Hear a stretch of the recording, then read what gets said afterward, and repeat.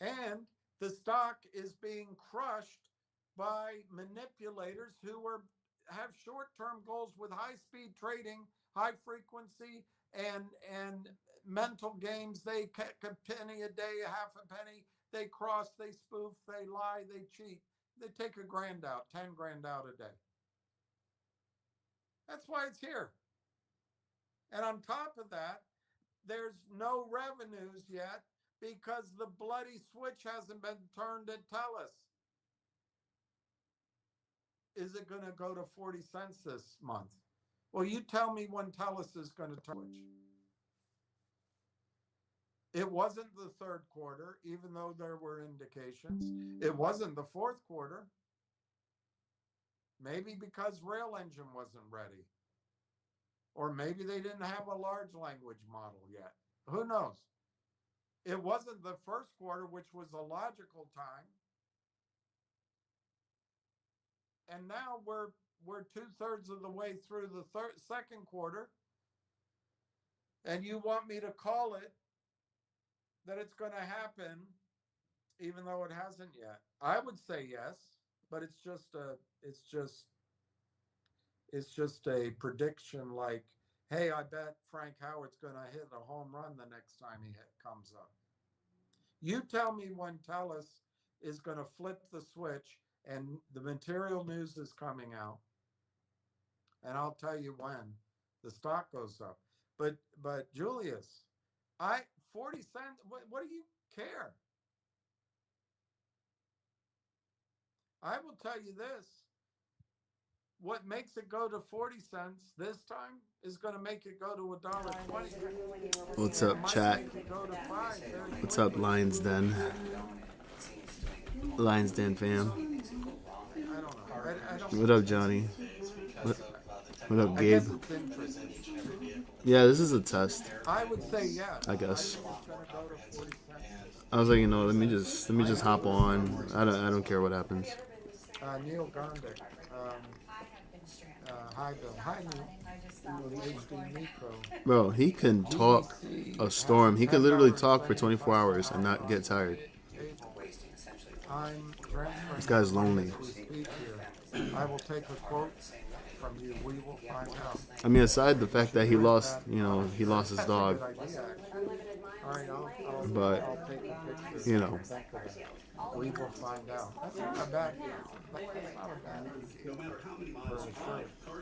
I feel bad sometimes, but he's really gotten sour, and so he's just developed a cult-like mindset with this stock.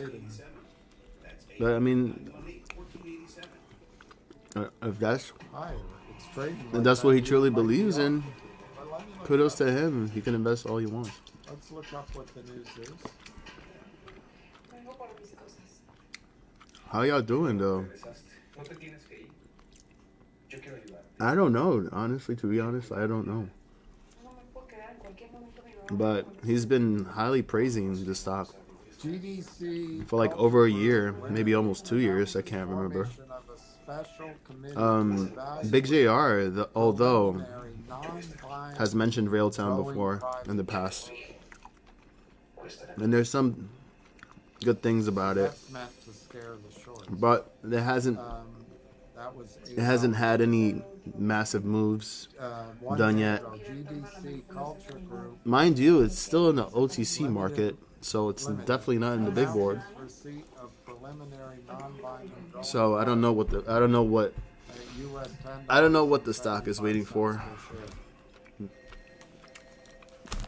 7 days ago, GDPC. I'm trying to figure this out myself as to why he's so, like if he wants to make money, like why not go after the common stocks? Why not go after the common stocks that is trading with 10, 20 times more volume than the stock that he's always talking about, and that's not in the OTC market. And So the idea is that's making bigger moves, even bigger moves than Railtown. And when you can just be able to trade in a way that you can make even faster money, in my opinion. yesterday. He's literally, yeah. From Wealthy What a fishy. Concord Limited and East Valley Technology Limited, the consortium. It's the time. All of the outstanding shares of the company's common for $10.75 shares. Bro, he doesn't even have that much money in the stock. I think he only has like a couple of $100. Represents a premium. That's all he could afford to the closing price in reality. And if you take a look at the stock, the consortium collectively. You take a look at the stock. It closed at 31 cents. Of the company's I'll show you. Representing 9.2% of the 60 million more than that. Okay, so it closed at 33 cents. Of 4.20%. When you look at it on the weekly chart, that's how it looks like. It's been trading around these levels for some time, and the lowest it's ever gotten was 22 cents on the 52-week low. But all it's been doing is it's just been ranging. It hasn't really done any big moves. And the highest it's ever gone was 40 cents, and that was the week of the 17th of February. And the 52-week high was when Railtown managed to get up to 69 cents, almost 70 cents, and that was back in July, the week of the 14th of July of last year, and it's almost been a year since, and it's been a heck of a drag for the stock, and a lot of people just, I mean, they're not going to be as patient as others tend to be, but a lot of people are gonna just wonder what's going on and why the stock hasn't been able to make the move that he's always claiming that it's potentially, that it has potential to get to. He keeps saying $5 a share, keeps saying 100x. Yeah, and yet every single day that he streams, he's just constantly telling people buy Railtown. If they talk about another stock, he just completely shuts them down. He becomes nasty, sour, disrespectful sometimes. And Railtown is the only stock that matters. I mean, does that sound familiar to you? That sounds really familiar. And then the rest is the same way. So that's what it's up Well, I wish you luck. But anyways, yo. That's a 5x on your money. Maybe a little more. And he actually If it happens. he actually is against day trading, Your understanding and he thinks it's BS of that offer. that we just sit here day trading stocks that don't have necessary value, or whatever he thinks. I mean, that's what makes the market. What up? 17 million shares traded today. I would What up, Eric? that proposal in that committee I'm back. were thrown over bait to cause the stock to go up. Like the stock We're just watching, William, shares represents. and we're just waiting for him to get to the real spicy comments. I would.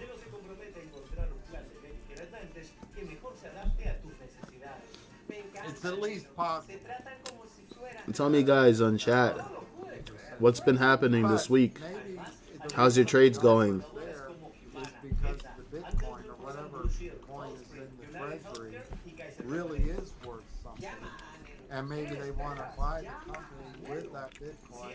Yeah, so maybe you're onto something. Mm-hmm. And I wish you luck with it. He was like, I wish you luck. I wish you luck.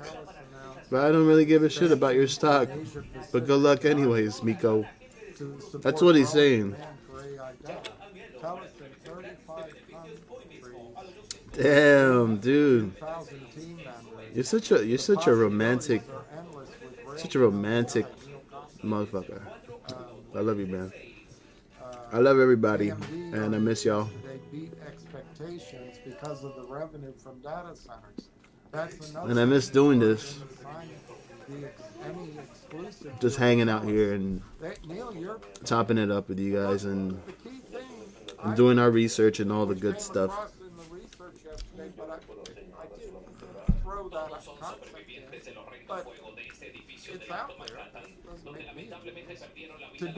You're in the green. Let's go. Who else is in the green with GME? That makes Railtown huge. Let's take a look at what's happening in the aftermarkets. It's amazing. Let me see. And I think that's why Corey did. Wow. There's been a lot of gainers today. Have you guys noticed? Wow. Look at this. You got OSS. What? But your point up here. Y'all remember One Stop Systems? Wow, TP's here too. Let's go.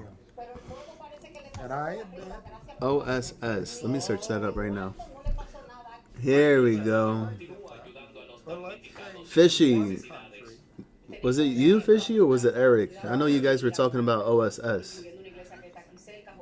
Yo, TP. What's up, brother? The Glizzy Man is back in the lion's den. The Glizzy Man, Glizzerson. Bro. Oh, look, it was Fishy. Dude, Fishy back in August 27th of 2024.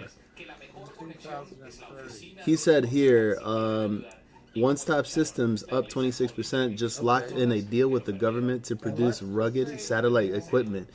Fishy, remember that? Again, it's speculation.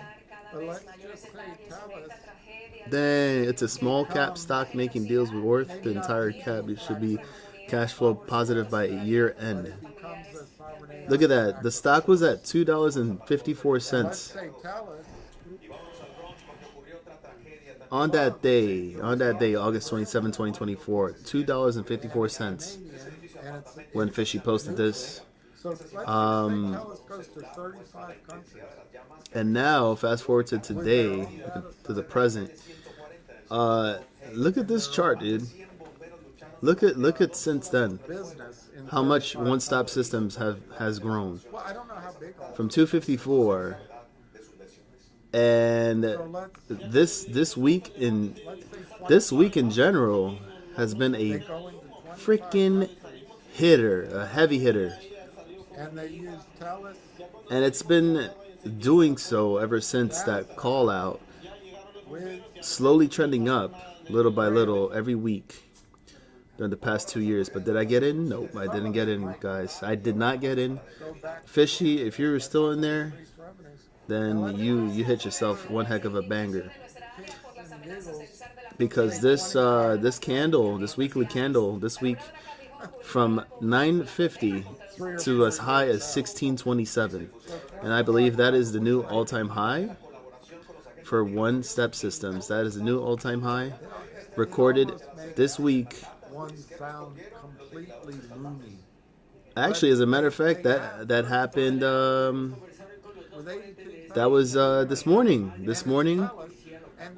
Earnings. It was an entire beat. Look at that. It beat earnings and it beat revenue this morning. little pullback right now. Not totally preposterous. So let's say it's 200 million. So that's damn, man. I wish I would have gotten in. Damn it. But did you get in? Why didn't we get in? Oh. The next one is Hut Mining? Dude, Hut Mining is at $108.37. Are you kidding me, bro? Holy shish kebabs. Look at that. Even Hut 8 had earnings this morning as well, besides OSS, and went up from $79.29 to as high as $116.41. So even HUT with a new all-time high of 116.41. So I'll use what used to be an oil and gas. Workhorse, even though it did face a reverse stock split back on December 8th of 2025, now all of a sudden we have Workhorse coming back from that 52-week low of 231, hitting a high of 52-week. Actually, no, hitting a high of 425 as of this morning. Who called out HUT? I know we've been talking about HUT for a while. Let me see. Let's see. Bitcoin mining company HUT8 partners with Google to back a $7 billion data center lease. Yo! This was posted. I posted this news back in December 18th of 2025. So let me go back. Let's go back here. December. Let me look for that. December 18th. December 18. No, December 18. Obvious risk, Neil. December 18, the stock was around 38 to 40 bucks, probably like $45 a share. Why didn't we get in? Why didn't we get in? Way beyond where it is. Look at that. Over the next 3 or 4 years. But they partnered up with Google to back a $7 billion data center lease. How is that working out for them now? And now they're $108.37 stock from 40 bucks at that time. Let's see what else.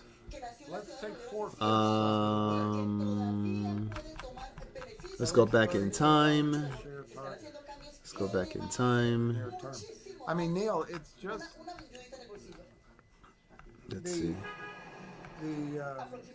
I can't see anything else. Hold on. Maybe we go like this. When the awareness is out there, it's just incredible.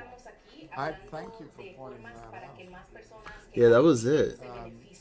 That was the only news that was posted back in December. Jeez. What is AST called?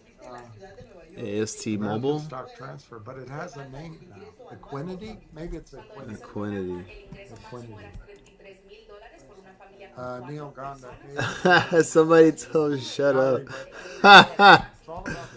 Somebody told him to shut up. Yeah, look, this is the comment. This is the. And NRGB has made moves in a short time, more than Rail Town has done in half a year. TBH. What does TBH mean? To be honest, I can't think what that means.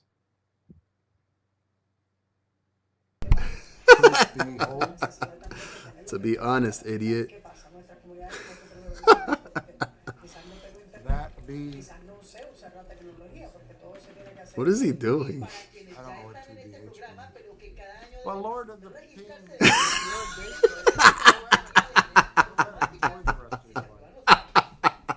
You're not going to break out of it. You're going to be tied to a computer day trading. And if you love it, you love it. GDC has made a move up to 8, maybe higher pre-market, and now it's 150. So it made a move, but did you trade it? Did you get that $8? $4? Or did you lose? Are you in the position now where you got to double down? Oh shit! NRGV has slowly been going up, and I think NRGV Truth, Lord of the P. is probably an example of how when you get Oh the my bankers on gosh! side, you Let's have see. a reasonably saleable idea. You can raise a lot of money. That's my comment, by the Put way. that money to work, Ooh. and hey presto, you've got the company. And that's kind of what. Okay, we're gonna talk about this in a second. Yeah, Lord of the Peanut. If that's how you measure Lord of the P. the Railtown story, the Railtown since June. I don't even think he realizes what that means, dude. Railtown is down, I don't know, 20%, and it's been higher, maybe 25%.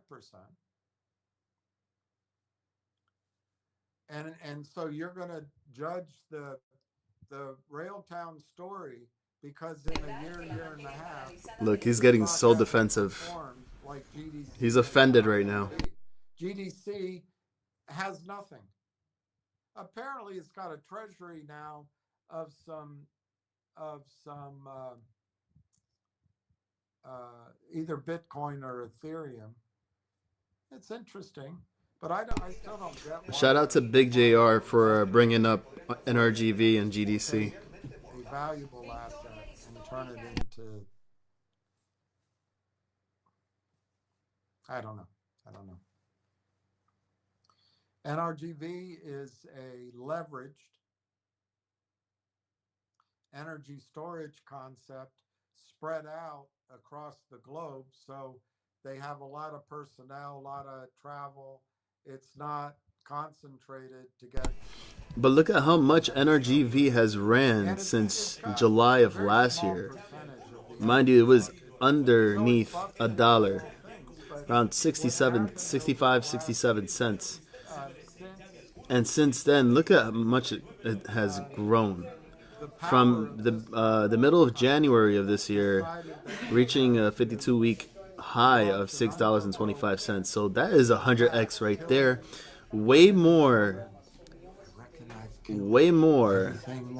of a bigger move than it's ever done compared to Railtown. What is he talking about? Energy prices have gone up, and then data centers. Joby, remember Joby? So data centers. We've talked about Joby and Archer together.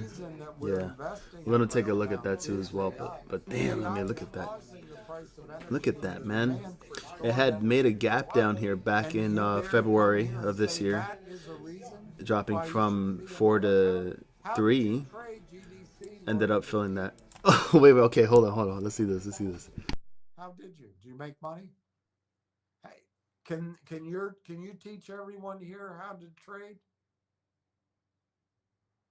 I doubt it. And NRGV. Lord, So what?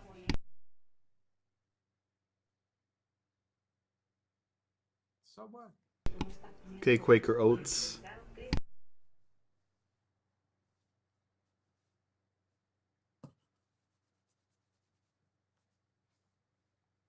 It's a meaningless comment, but thanks for making it.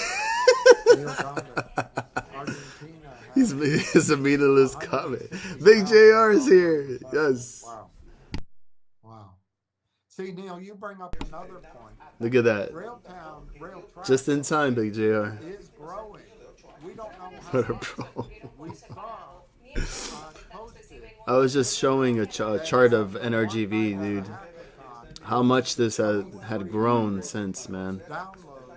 For developers, software. And But that was 3 or 4 weeks ago. I mean, it did go up to that high of 519, and then it fell a little bit here, back down to 421. They reported results for the quarter, and they did miss their earnings per share, but the revenue was a beat. Worldwide. Then GDC. Let's see GDC right now. Oh, okay. GDC. I don't know what happened. I don't know what happened to GDC there, but yeah, look at that. It was $8.18, and it, bro, this is crazy. But that's my point. It's interesting. What happened? God, 8.18 all the way down to as low as $1.20. It's something to clap about. What happened? GD Culture Group receives $10.75 a share per share, non-binding going private proposal. Oh shoot! It goes all the way up there. So what? That finally, I have something I can rely on. Go to lunch. GDC Culture Group announced receipt of a preliminary non-binding going private proposal of $10.75 per share and formation of a special committee to evaluate it. As Ball King Hammer said. I saw a guy make a move on his mom. Doesn't change. Yo, you heard what he said? Oh, it went up. It had a move. As Ball Peen Hammer said. Ball Peen Hammer. He's mad. A guy made a move on his mama. Oh, look, he's reading down the comment. Top money. Look, how much money does Ryan Cohen have? Hold on. Buy out Railtown. Look. As a matter of fact, I'd prefer Ryan Cohen use half of his cash position and buy out Railtown. Let GME use their AI tech. So use his top money. Oh, God.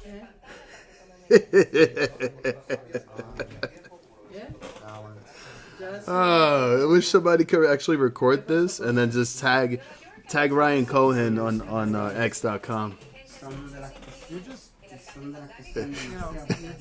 He's so mad.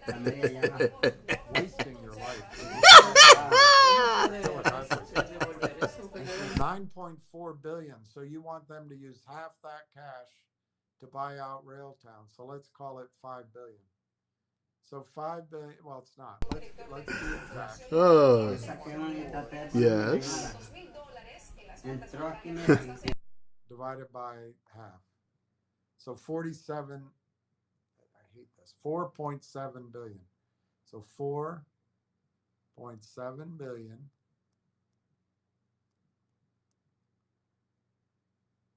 Divided by 227 million shares. $21, just under $21 a share. And that's what you would prefer? That Railtown goes from being a unicorn with nimble, with the greatest setup, a setup that might rival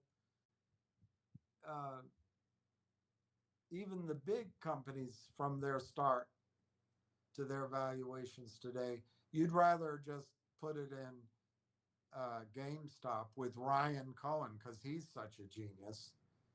Oh. Can I tell you something?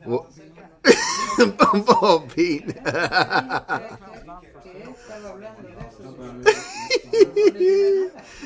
You can say Ball Peen. $1 a share. So you can rather it, but you're going to find out.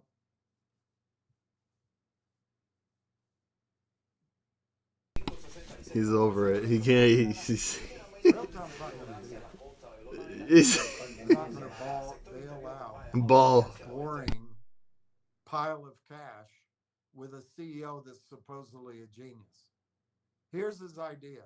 Why don't we compete with Amazon, whose business model is falling apart? Oh, shit. The AI transformation. Uh-huh. Why don't we compete with Amazon in the GameStop space? why don't we take what used to be a booming business in brick and mortar, and let's buy E-Trade. Buy E-Trade. Holy shit. It's eBay. It's not E-Trade, it's eBay. You're just going to build a company that has cash flow, keeps them employed, keeps them on the front page, keeps them traveling first class.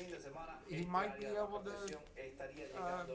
have a great family life and kids go to school, and he's going to be lauded everywhere he goes. But you got a stock that might double in the next few years. Let's see. I know his goal is to BlackBerry looks crazy. Holy shit. You will get so bored with it, you'll be out trying to day trade something else. Look at that. Have fun with it. But Ryan Cohen doesn't have the genius or the brain power, in my judgment. Yo, TP is printing right now. Or John Ruffalo, or Mike Norbreaker, La lluvia es sábado, Sábado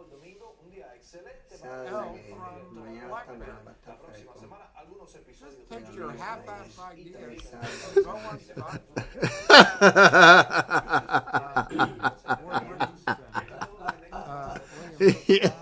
Found out on Claude that Yo, it's so fucking funny. I already warned that's bad information. Let's go. The juicy comments is coming in. Let's go. I challenged. I got that same answer, and I challenged it. There's nothing wrong with being able to do both, though. Both shares and options. And the computer That's for sure. Said, oh, you're right. Good catch. That's what Zaid said in a post. And the computer said that maybe he meant. Forget how the computer danced. I told you it was gonna be eBay. Yeah. I still have a BlackBerry Pearl. Let's see that. Capacity. But no, it's not at capacity. It's not at capacity. Well, maybe it was the capacity for how many NVIDIA stacks they had at that time. Man, look at that. Look at that. But anyway, I can't find it quickly. Nostalgia. But I pushed back on it. I remember these. They came back and said, "Oh, you're right." Wow. It was just what he said on a post. Look at the camera on that too. Sheesh. And in fact, the data center probably is that capacity. But I'll try to find that. This is make these phones great again. So let me finish. Real out the LinkedIn account saying that Talis How much is this? Dude, what?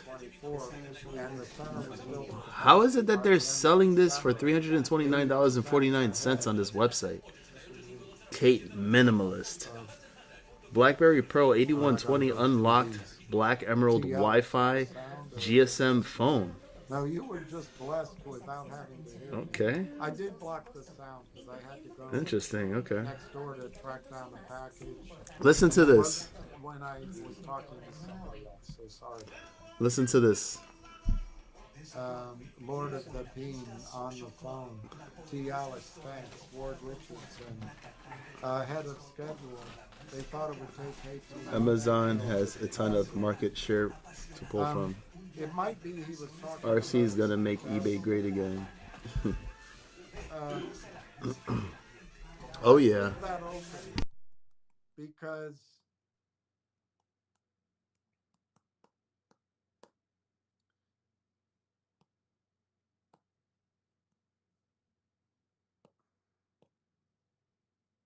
it doesn't make sense.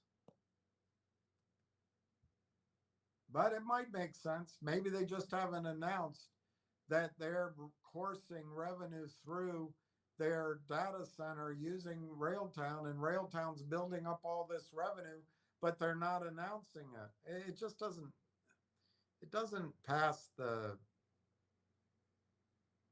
I think it's a hallucination, or it's a misreading of his post. Isn't just so much easier to use? Yeah. You got a battery for it on eBay and fired it up just to get my daughter to play the game on there because she remembered playing it as a little kid. Oh. Alan Weiss. Hi, Alan. I still have all my shares of AST. Yay! Yay! Yay! You're smart, Alan. You're smart. Yay! No, I didn't make my PC great again. Yeah, I'm still using my little laptop. I'm gonna try to get an answer to what Ward said. He could be right. But that's awesome, Alan. I'm so happy to hear it. I will get my PC though soon. The thermite grenade, dude. Thermite grenade is his name. All right. How would having shares AST work out since you can't trade them from there? Everybody's a day trader.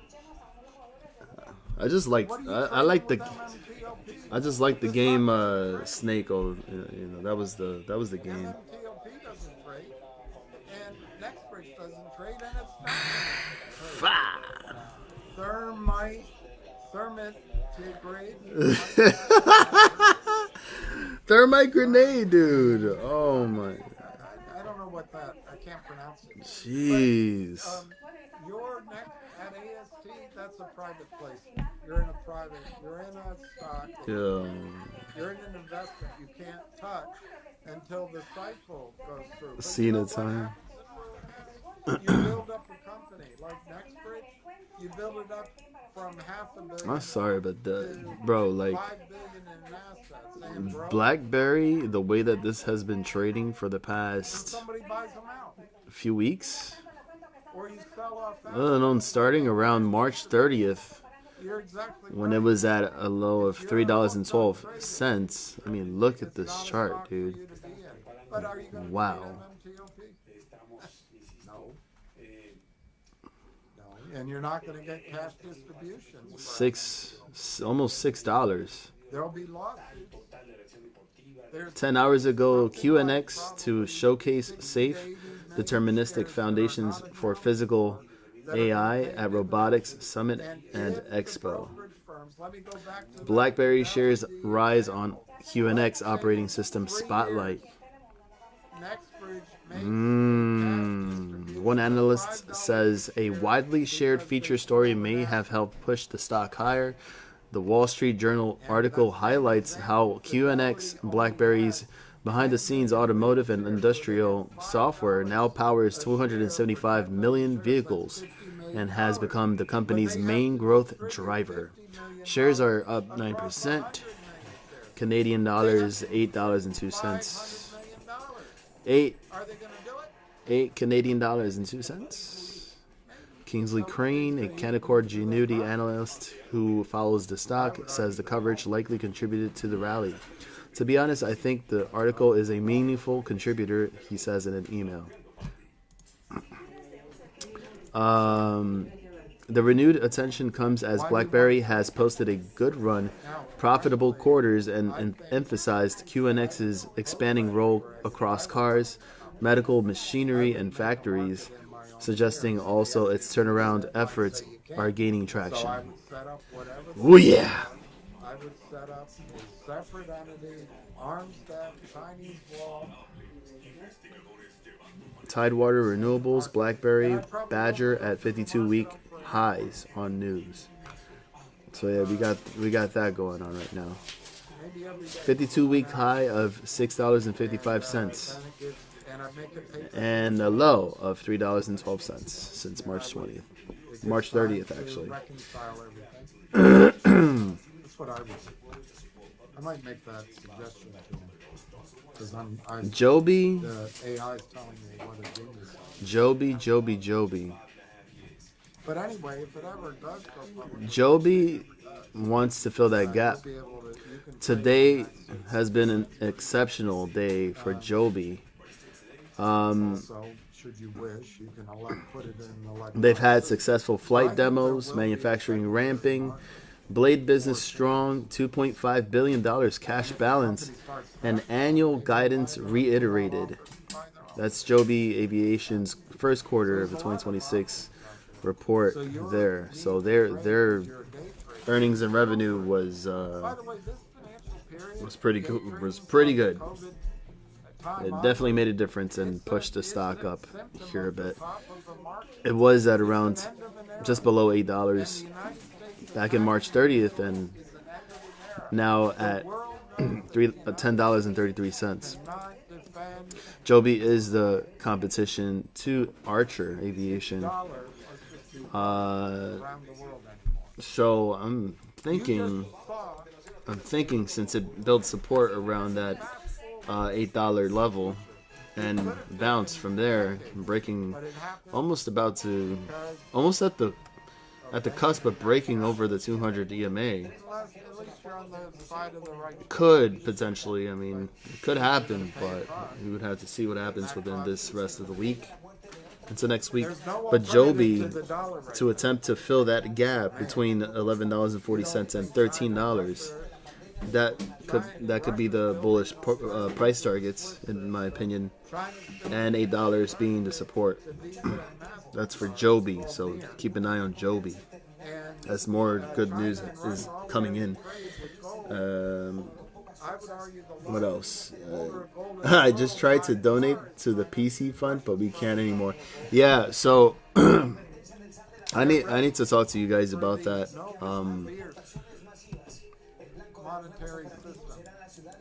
So I was on live.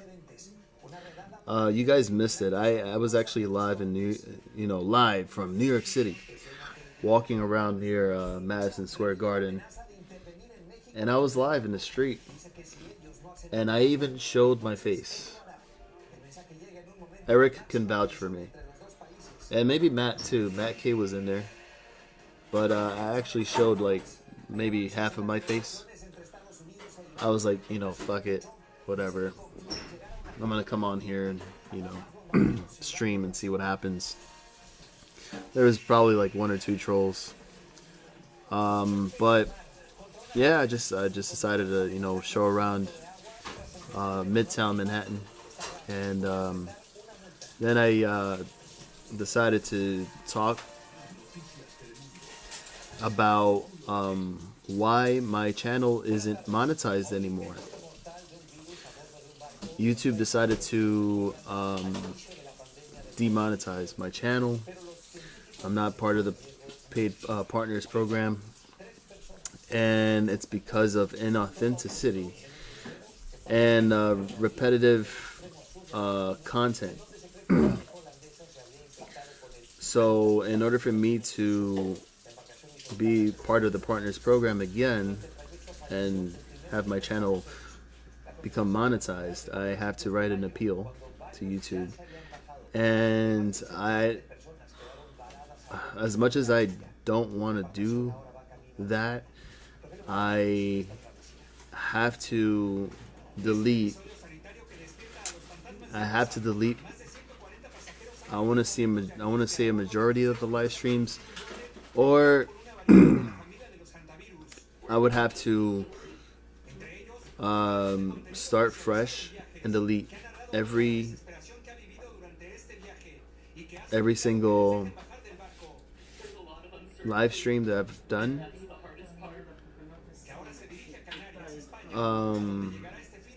and just start from the bottom and work my way back up, and just be aware of what I stream and make sure that I'm not being repetitive with the stream.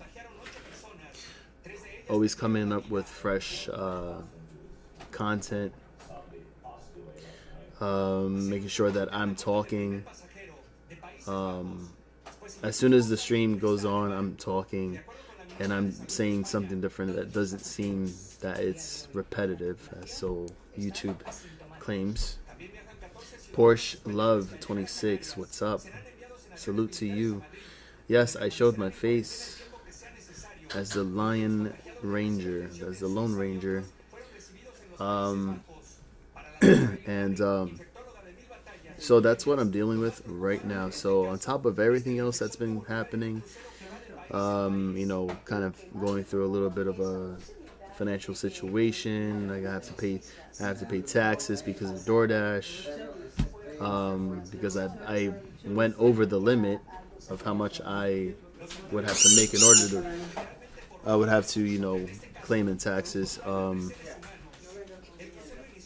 Cards, you know, just a lot of stuff right now, and a lot on my mind. So that's the reason why, like, I've been falling back a bit from streaming. I've been falling back on, you know, a couple of things. But yeah, it's that's what I was thinking too. I'm actually gonna just go on.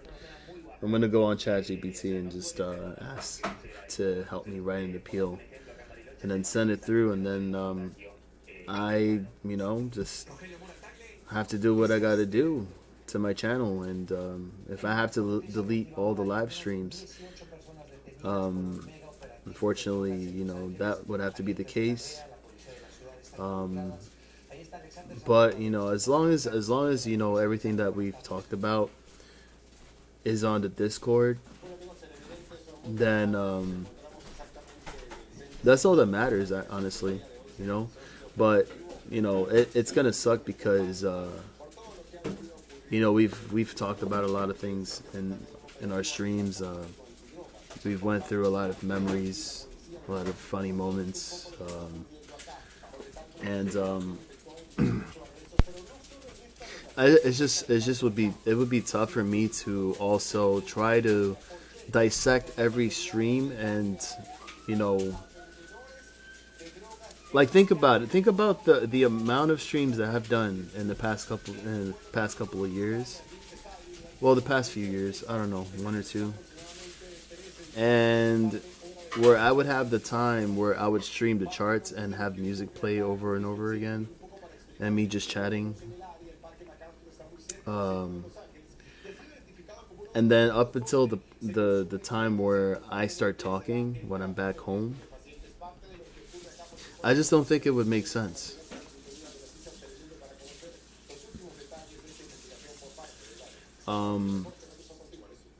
If there was a way to archive all of those streams, that would be awesome. But you know, I just I feel like that's the only way that I could be able to get away with that, and perhaps have YouTube accept my appeal and reinstate me the partners program, and you know, be able to do streams again. TP, love, bro. Do what you gotta do. Hopefully the wifey is in the progress of healing, and hopefully she's getting stronger day by day. Stewie, keep working hard, man. And I always appreciate you, and thank you for jumping in today. Yeah.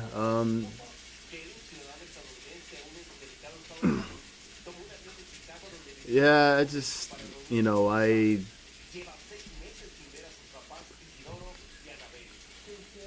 not really asking for anything, honestly. I'm not that type of person. I've never, you know, never thought about doing that, you know, just to kind of help with my situation. But you know, I appreciate the love and the support. And Data Zero, I just caught that. What's up, man? I don't think you realize, Data Zero, that I haven't been on for a long time. So I haven't really been doing the grinding that I would like to do, that I would like to be doing right now. But I do appreciate you stopping by and hitting the like and showing love.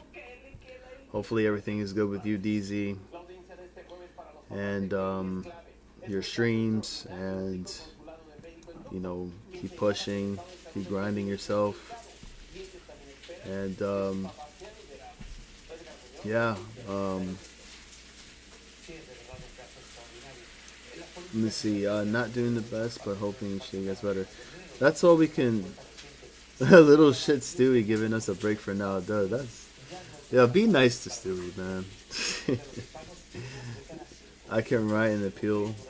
Oh, you can write an appeal too. Yeah, yeah. Let me see. We can probably go into the. Yeah, I'll read you. I'll read you exactly what it says. Okay. I'll read you exactly what it says here.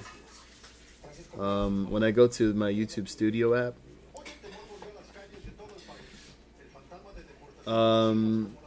so it'll say I can pitch in. And thank you guys. No, for real, thank you for that. I just wouldn't know what to do, man. But anyways, it says your channel is not currently able to earn. What happened? After reviewing your channel using a combination of automated systems and human reviewers, we found that it does not follow YouTube's channel monetization policies. The reviewer feedback was due to inauthentic content. So what that means is that the content that I was creating, it had appeared to be mass-produced or repetitive to increase views without adding significant educational or other value. And then note, your unpaid earnings may be withheld in accordance with the YouTube Partner Program terms and applicable policies.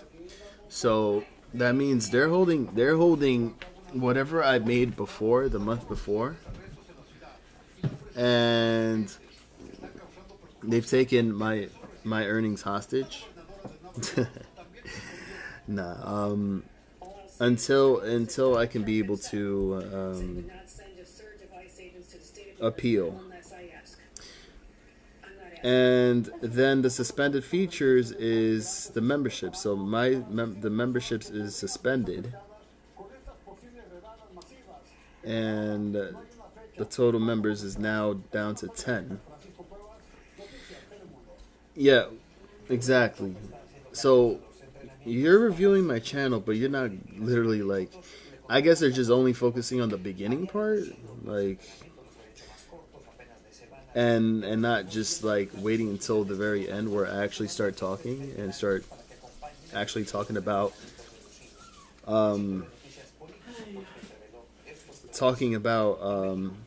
something that is significantly educational with value.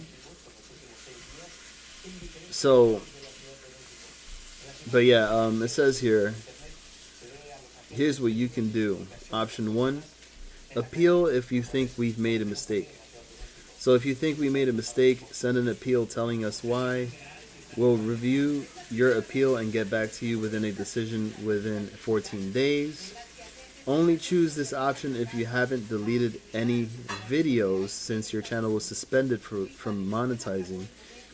If you don't successfully appeal your suspension for this channel, any other channels you may operate are also at risk of suspension from the YouTube Partners Program.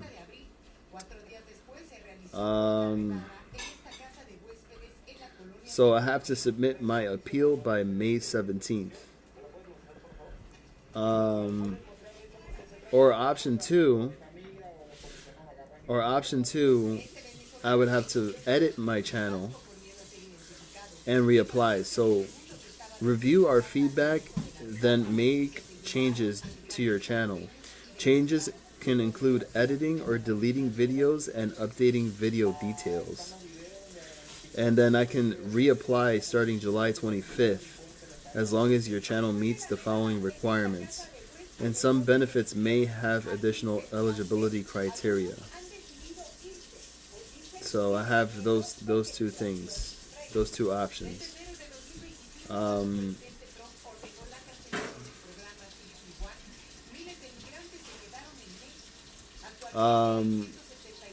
And that's the thing, right? Let's see. Discord, how to help. Peace, friends. Okay. I'll let you guys know on the Discord. If anything, I'll let you know. Perhaps you guys have any ideas, but you could throw them into the Discord for sure, and I would appreciate that. And thank you, TP, Johnny, Fishy, Eric, DZ, Gabe, Big JR, Moistly, if you're in here. Everybody else who jumped into the stream today, thank you. Alright, the manager appeared. Educational keyword. I was being educated, so I can write. It's an AI bot Lion that went through channels, grouped everyone together. Oh, okay. Lion, we would chat in your channel, and you would also, yeah. That's proof. You know. But if they're looking for like actual, like if they were looking for actual, you know, talking like on the mic type of stream, then it would make sense, because it's changing the stream to where it's not repetitive and not inauthentic, because I am talking about something that's educational and something that's different every day. Maybe I need to show my face. I don't know. Maybe I need to show myself up as a lion and wear a mask.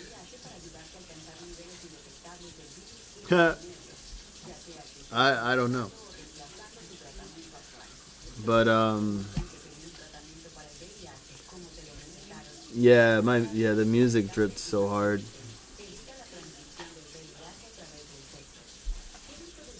Dude, that's a great question. And that's a good point to make too. Like, what if I was a streamer that was a mute, and I needed to read what people were saying, and I needed to chat, and I couldn't talk? Then what? Right? Then that would make all the sense in the world to just be able to do that instead.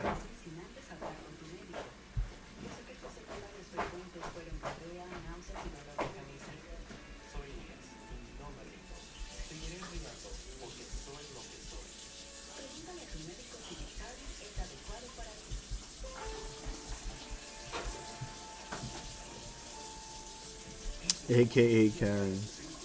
I used to work in the legal field. Damn. Respects, my guy. The world's going ahead.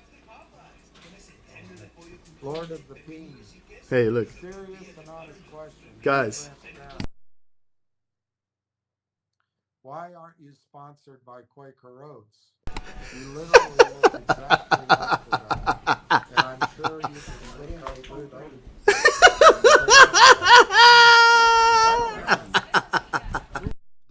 I don't have any new debt. Lord of the Peen, I trusted a person. I signed a contract and trusted that my house would be. Oh, shit. Anyway, I don't want to go through it. It bores me. Oh. But as a result, of Dude. People I relied on disappointing me. I'm not blaming anybody, not angry. I did end up squandering assets.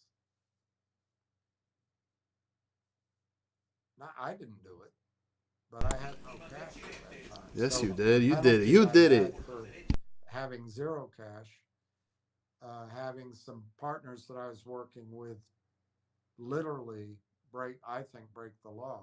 He never tends to just ignore it and just block the comments. He would literally answer the question and go on a whole rant for 5, 10, 15 minutes and then block you. Other projects I was working on were, like I just said, I got cut out of, but there was another major one that I had to put my liquid assets up in defense of the investors in that project.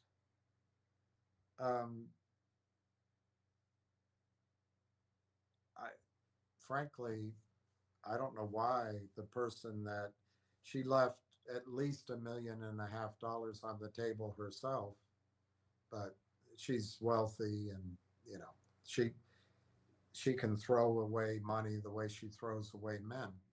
But I left at least $1.5 million. If I'd been able to finance it all. How the heck is William not hit for being repetitive with his lives? Right?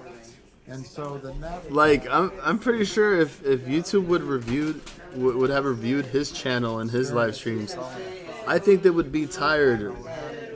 And they like, we're like, okay, we gotta just ban his whole account in general. It's difficult, but that debt from that time is from that time. I don't go into debt. I don't borrow. I don't spend things I don't have. There's times in business that I rely on the fronting of money in order to go get a deal done or something. But I don't have debt. I don't go into debt. Do I have to answer this anymore? Because I think the rest of it is a completely bullshit question. And I don't know what being transparent has anything to do with. I don't think I look like the Quaker. Very clever. Lord of the Peen, did you actually manage to give the guy upstairs his package? You got to make sure it's packed in good. UPS always messed up.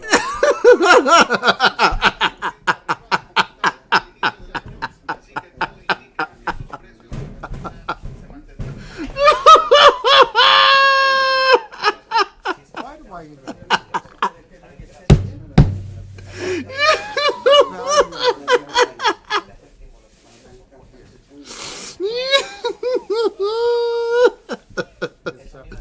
Yo!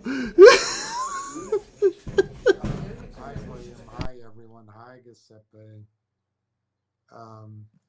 Giuseppe, tell us reports before I'm crying. but the conference calls at 1:30. That's very interesting.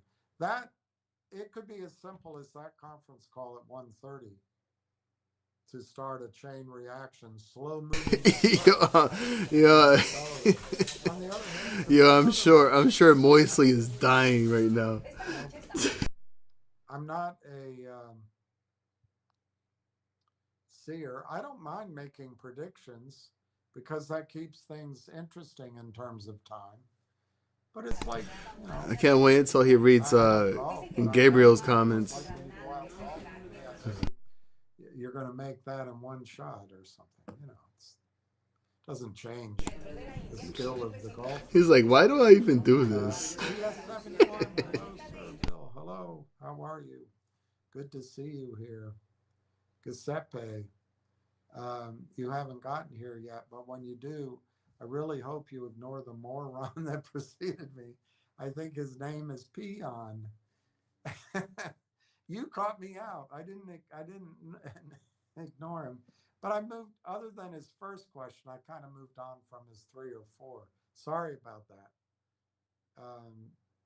I'll erase him by the end of the call. Pete the Geek bought 1 more share. Yay! Yo, are you serious, Moisley? You just missed it, bro. You just missed it. I love it, Pete. Oh my gosh.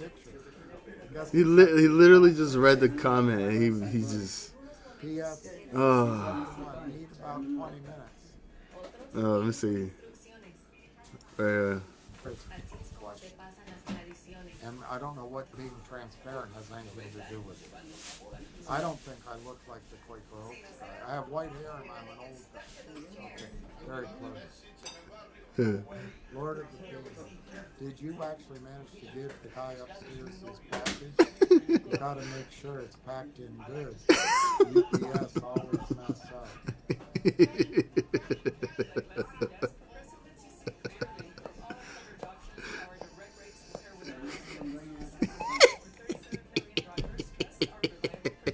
Why do I even do this?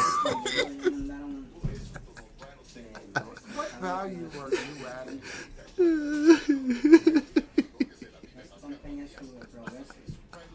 Oh God. PS71 is no 20 minutes coming. Oh shit. Ladies and gentlemen, get excited. It's going to be gig and tick. It's going to be gigantic.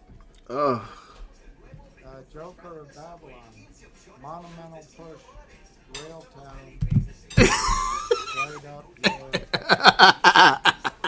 Thank you, Joker of Babylon.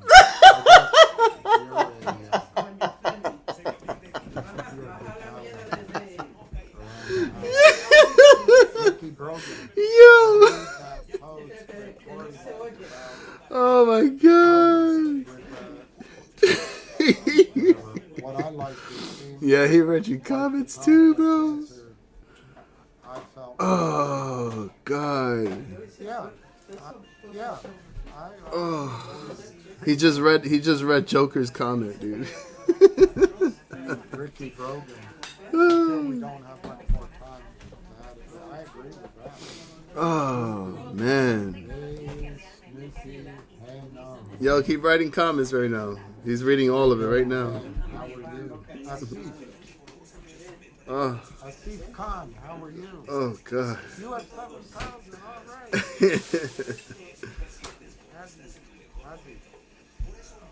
right. Yo, you should change his name to William's neighbor. Say you have his package ready. Come upstairs.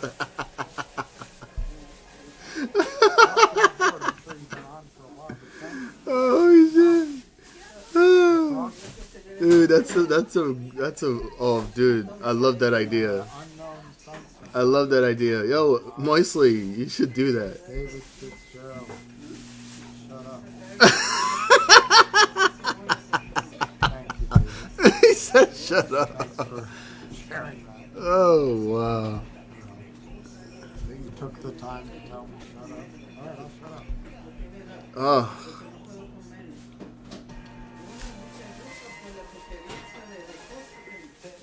Oh gosh.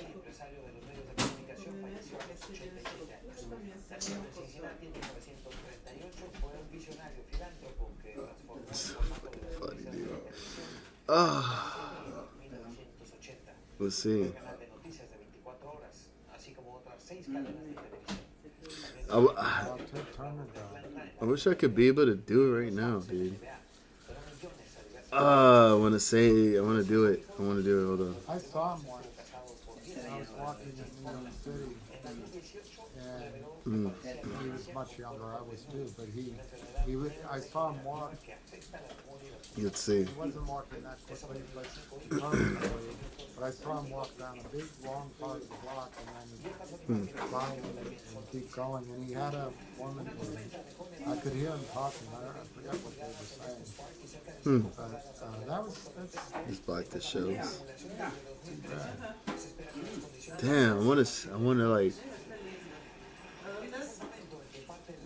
I want to do that. I just don't know if I can be able to do it.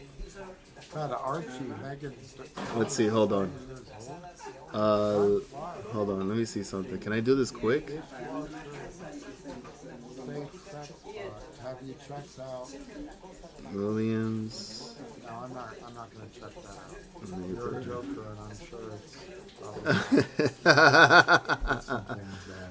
Oh man, yeah, I could do it. I could do it. Williams neighbor.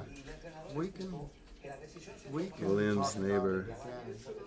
Alright, here we go. I gotta put a picture of Okay, the first show Lord of the P. No, don't do it. Oh, Joker! Wow. No, don't do it. No. No. Don't do it.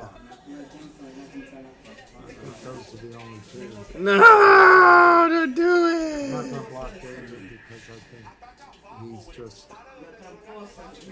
No, don't do it. No. Or give him leeway that he's just in a bad mood. I'll leave him alone. So Adela, yeah, we talked about the next for just one. I'll give you just boom, boom, boom, boom, boom. I think it's great. I think he is going to be able to raise the money. And I think people that own NextBridge after that are going to have a $15 stock, maybe more out of it. But, maybe it's priced to 12. But I wouldn't be surprised if it's expanded.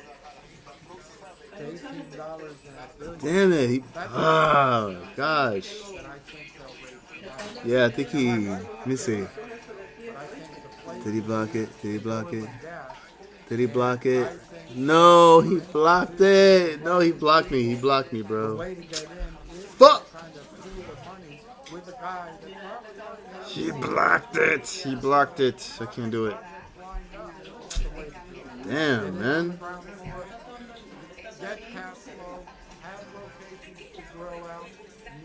I was about to do it. I can't do it.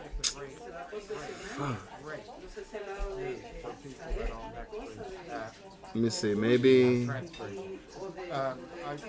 this one? Let me see. Brings up complex issues for people who still have MFCLP, which is probably called NextBridge at brokerage level. Man, yeah, I can't. See, if I was still mod, I would have been able to like unhide you guys. Never change. I think Wall Street is hoping they start trading. Oh man. All hope is lost. And I think the tiger symbol was Krispy Kreme. But it'll be at much higher prices. But it also brings up for MNCLP. Let me see. How about this one? I guess three broad. There may be Let's see. entities out there exposed to Hello. that actually finance this deal. Yeah, he blocked most of my accounts, man. Shoot. I don't know if Davenport Securities, for example, has exposure. It's a great company, and I'm sure they don't play games. Let's see. Like The ticker symbol was Krispy Kreme Yum. That's one interesting thought. The other thing, what does the street do when all of a sudden they're so Yeah, I can't. that they put in everybody's account? It sucks. What happens when NextBridge is visibly valued at $15? Do they start having Damn. Can you make an AI video? It would be William walking through a graveyard slowly into tombstones. We'll have all the... Yeah, that's crazy. That's crazy. They'll get sued to do it, probably. Oh, man. NextBridge is worth $15 in that public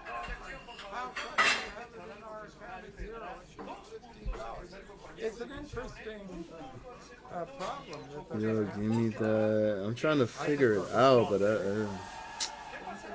damn. The other problem that has to be solved is there are empty seats on the bus at Xfinity. I want to make another account, dude. And how do you fit 2 billion potentially or more Why not Thriller? it's going to be interesting to watch. I'm about to do this quick. Own your shares at Netflix. I think it's fantastic. I think over the next 5 or 10 years, May this 6th. investment could be extraordinarily valuable for you. And what happens as you build oil and Williams gas neighbor 4. the big guys come and buy you. So it might not be a situation where you have to wait that long. Ricky Brogan, Talis is getting up close. $13 last I looked. That must be in the United States, I guess. There are questions. Rookie The 89. reason Talis trades at 8 or 9% dividend, they have a lot of debt. Let's see. I think I could be able to do it. Hold on. I do think Okay. there is a race, but there's also a Let's see. I think I'll be able to do it. fighting Bell Canada and Rogers Community. I think I'll be able to do it right now. Hold on, guys. Hold on, guys. Here we go.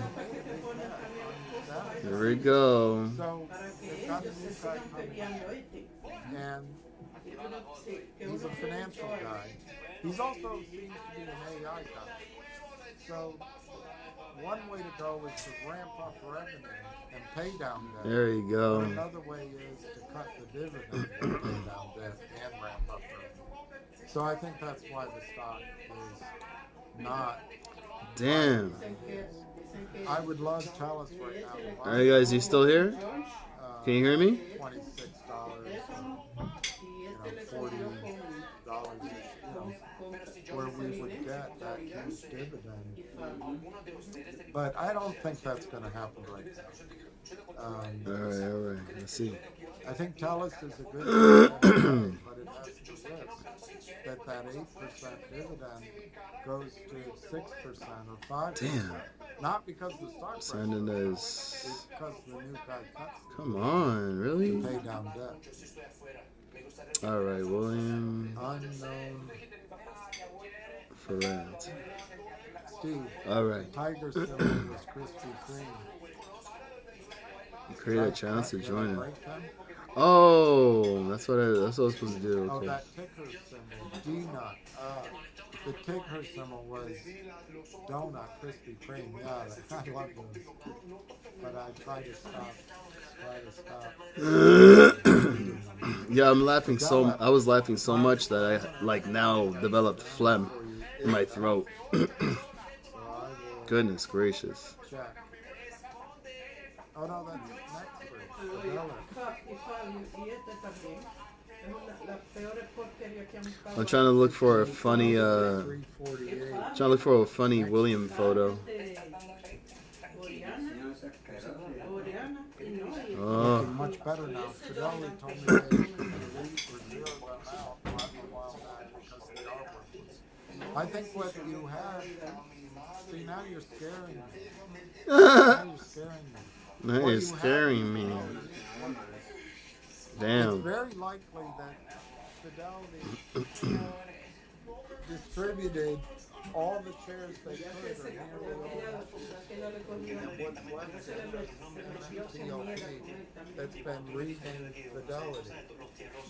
And it's not working. And I don't think Fidelity's going to take a hit.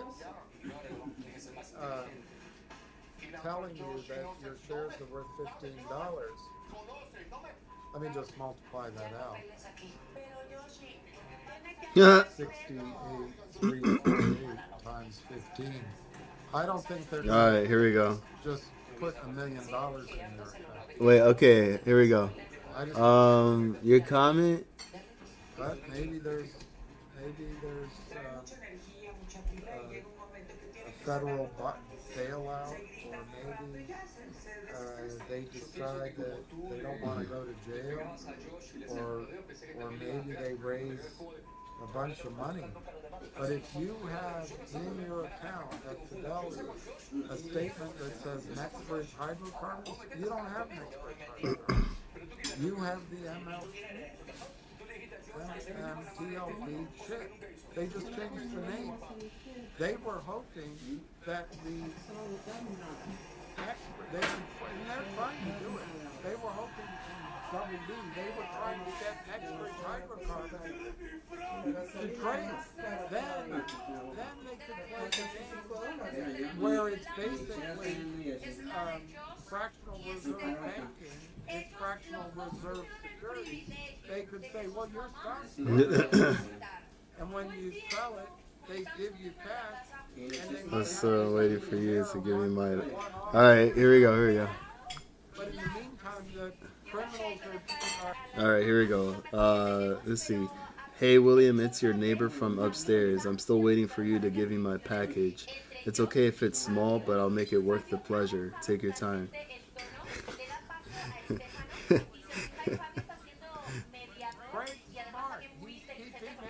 Keeping it away from the DTC.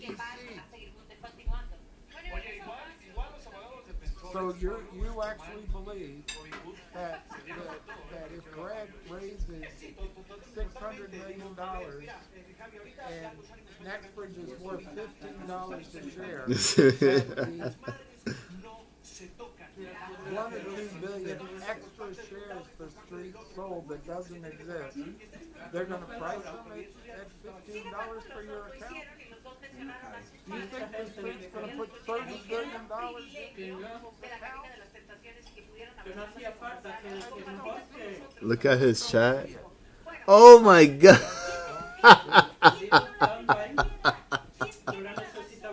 And unfortunately, oh my gosh. No way. He says he doesn't give advice. He did give advice. Oh way. And he froze a lot of people. And, you know... Where's the comment? I think he did it intentionally. What? The consequences are horrifying. Oh no. It's like... No way. You can't read the comment? Mercenaries don't have guilt. Shoot. And,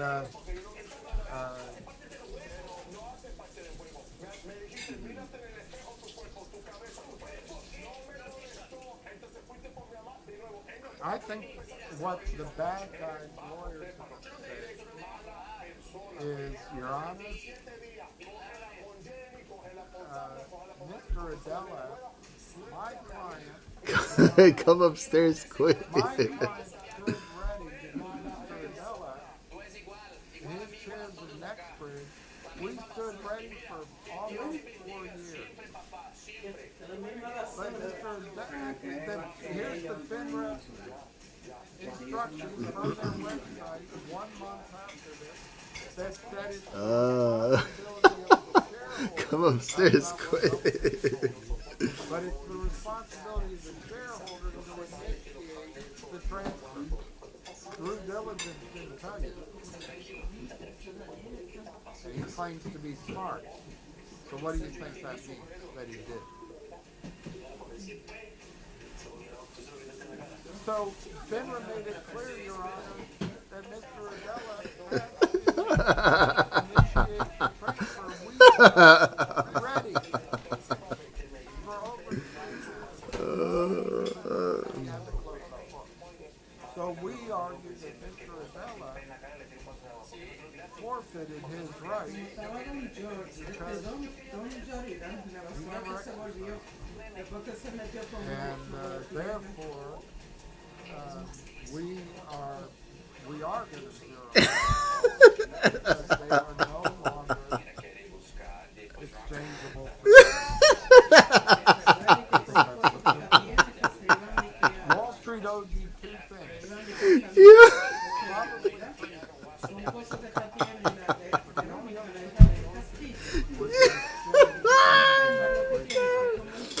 Yeah, are you reading? Are you reading this, dude? Yo. It's not like. Oh, okay. I got it. All right. Let's sign out. But you didn't do it. Drew diligence. The company was going to do it. The Wall Street. Oh, yeah. Love it. Love it. Mike Kraken.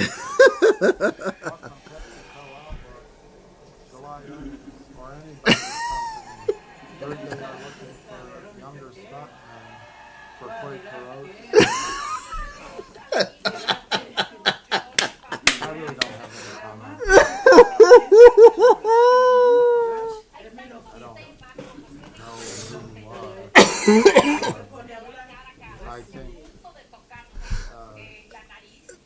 all of these colas that use high fructose corn syrup What?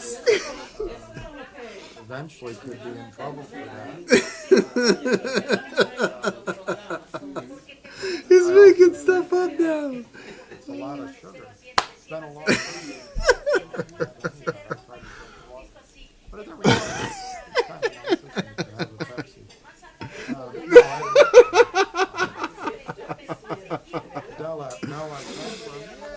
Oh, God. Nice, bro. Nice, bro. Oh, gosh. Oh. Good for you. Thank you, William. You the man. Oh, God. Bless you. Bless you. Oh, boy. Come upstairs quick. There's a big load where this package. I'll show you what a true real time.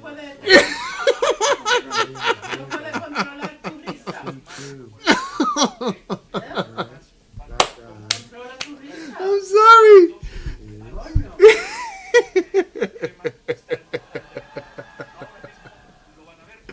Man.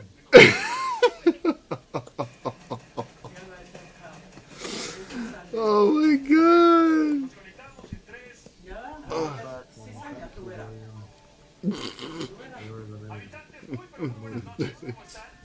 I can't I'm sure there's a lot of yeah, I got bad. I got bad, bro. I do think those stocks, the Coca-Colas and the Pepsis, if we have a blow-off top in the market and then a massive correction, I think that correction will be well done, boys. Well done. And people will continue to drink Coca-Cola and Pepsi-Cola. So I think we used to call that those stocks consumer staples. I think. Consumer staples.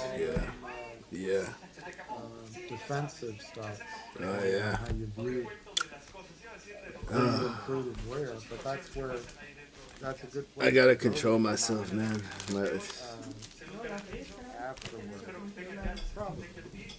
No, there was a comment, but there was a comment before that, but it was blocked. It was blocked off because I probably must have said something that, that was hold for review. Really to talk about.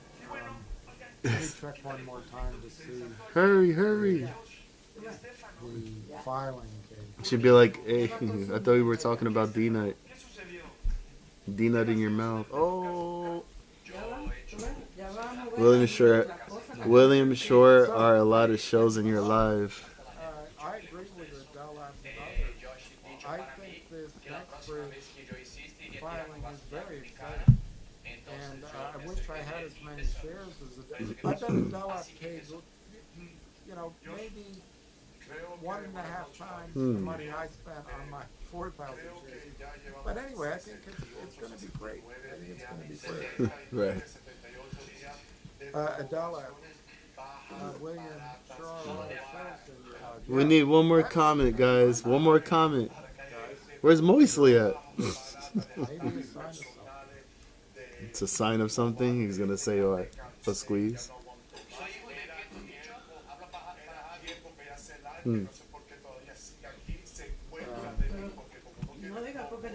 Ay, ay, ay.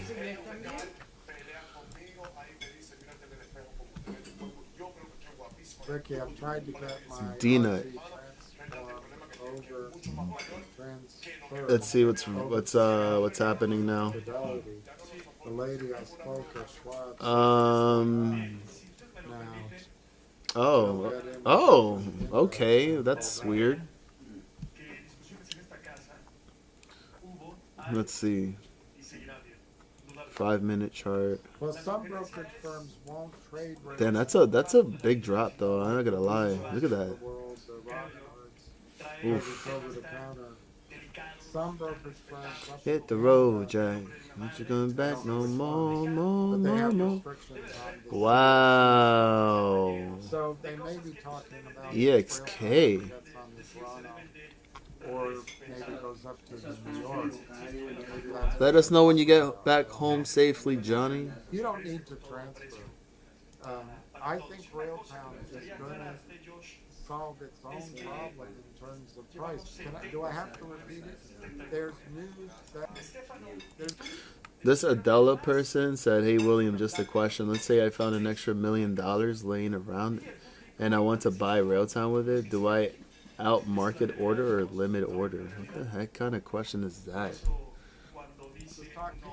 And why would you want to throw in extra millions of dollars on Railtown? and then most institutions can't buy stocks under $1, under $2, under $3, under $4, under $5. So that's the problem. And revenues haven't really started that we know of. All right, what else? So I don't know if you guys noticed, silver, gold, platinum, palladium. Let's see. And, oh my gosh, and copper too.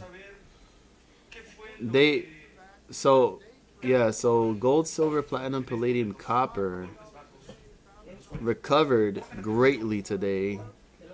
Huge. Silver was at a low of $62 an ounce. Let's see how that looks like. Yeah, back March 23rd, it was at a low of $60.95 an ounce. It's at $77.36 an ounce right now. So it definitely recovered a good amount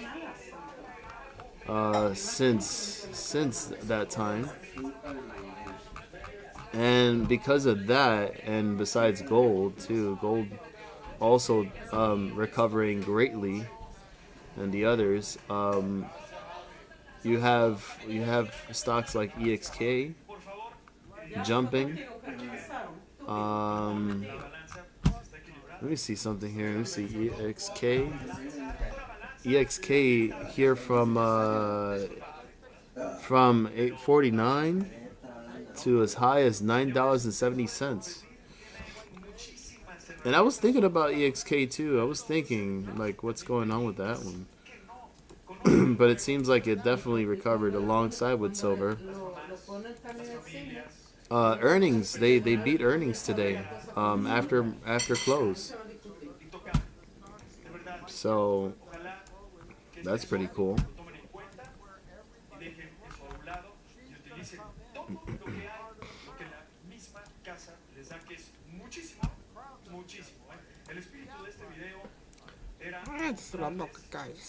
So and it also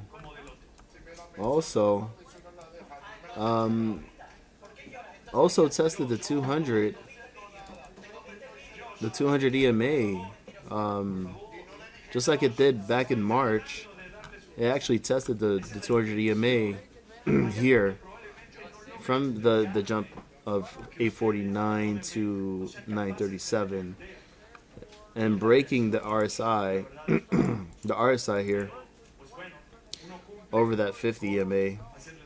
Looks like if silver does continue, we'll see EXK recovering and possibly hitting back over $10 a share.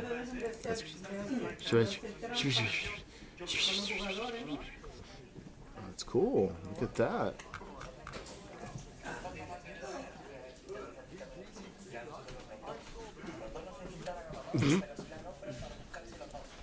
And because it was worth $20 a share, press release out, and they were doing a treasury of the Bitcoin, and it was a slam dunk. But then it went down to $3. I bought some more, and boy, I thought I had it. And then in a day, it went down to $1.40. And I bought another. It must be worth something. It can't be anything to try to cause a stock to rally.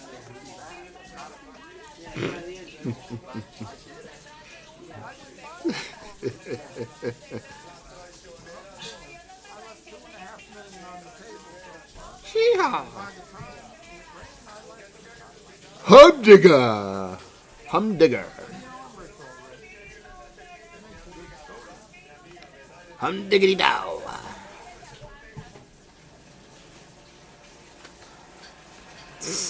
Trust out. We've been so traumatized, Yeah. so victimized, Yep. and so misled Oh yeah. by charlatans like True diligence. my God, Charlatan. and others, and others. Look cool lion. What is Railtown anyway? It's Alright, here we go. But it's difficult. You saw the movie The Big Short. It's difficult for them. And timing is not the easiest thing in the world to get done properly.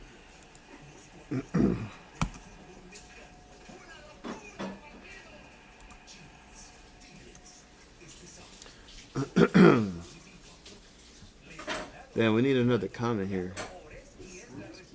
Try to break the streak here. Damn, he's a deep thought right now. I don't know what to say because we just examine everything. Ooh, Tostones. I keep doing it because I know that look, there's no way you would still have your position in Railtown if you didn't all band together and support each other, and that's what I think you're doing. And you deserve the huge credit for it. 21 million shares. Wow. Telling them to buy, listening to you, telling them to buy, listening to you, and telling them to buy more and buy more. No other stock matters. Keep buying Railtown. Keep buying Railtown.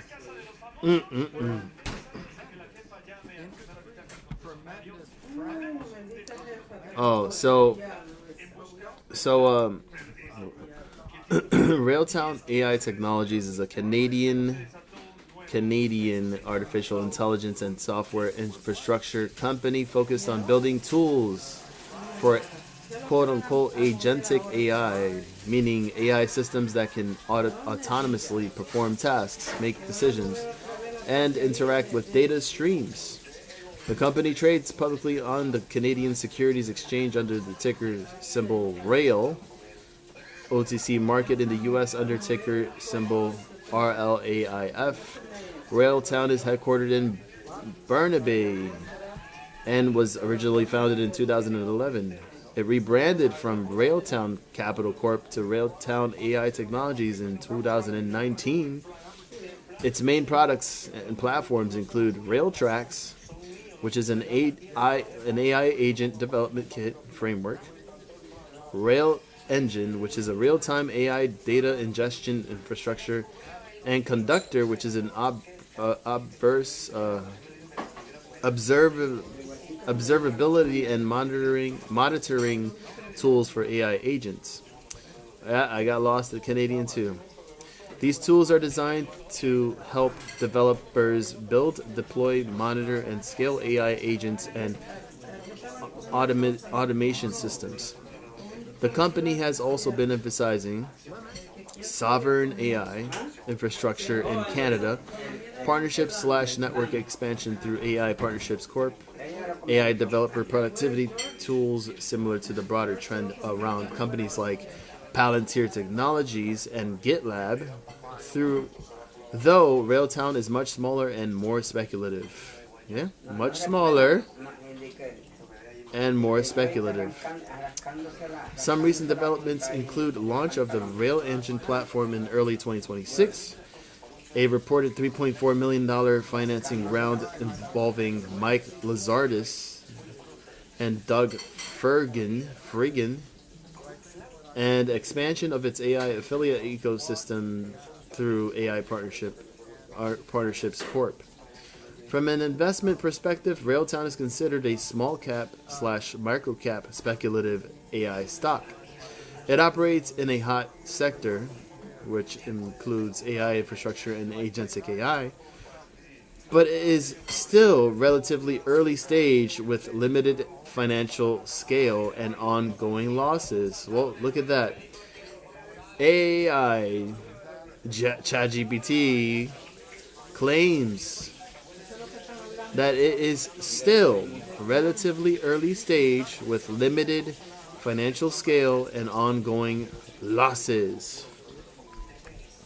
Now, why is it that it is still relatively at an early stage and with limited financial scale and ongoing losses? Why? Why is that? Well, Railtown's situation is common among very small AI infrastructure companies. A few major factors explain why it's still early stage and not yet strongly profitable. Number one, AI infrastructure is expensive to build. So companies like Railtown are trying to create platforms for AI agents, real-time data pipelines, monitoring systems, and developer tooling. That requires engineers and AI researchers, cloud/GPU costs, product development, and enterprise sales teams. A small company can burn cash for years before revenue meaningfully scales. Number two, they are competing in an extremely crowded market. Railtown is entering spaces already occupied by much larger firms, including Microsoft, Amazon Web Services, Google Cloud, Datadog, and Palantir Technologies. Those firms already have massive enterprise customer bases, billions in capital, established trust, and huge compute infrastructure. And Railtown has to prove it offers something differentiated enough for customers to switch or adopt. Number three, agentic AI is still emerging. The AI agent market is growing rapidly, but many companies are still experimenting rather than fully deploying these systems in production. So that means long enterprise sales cycles, pilot programs instead of huge contracts, and uncertain recurring revenue. Many AI startups are betting on future adoption curves rather than current profits. Number four, microcap companies usually have limited capital. Railtown is a very small public company. Small caps often face limited access to financing, stock dilution from fundraising, volatile share prices, and lower institutional ownership. Even raising a few $1 million can be a major milestone for a company at that scale. Number 5, revenue growth may not yet offset operating costs. Early stage tech firms often intentionally operate at a loss because they prioritize product development, hiring, market expansion, and customer acquisition. Investors sometimes tolerate losses if revenue is growing quickly, the technology has strong potential, and partnerships and adoption are increasing. So the risk is whether the company can eventually convert hype and technology into sustainable recurring revenue.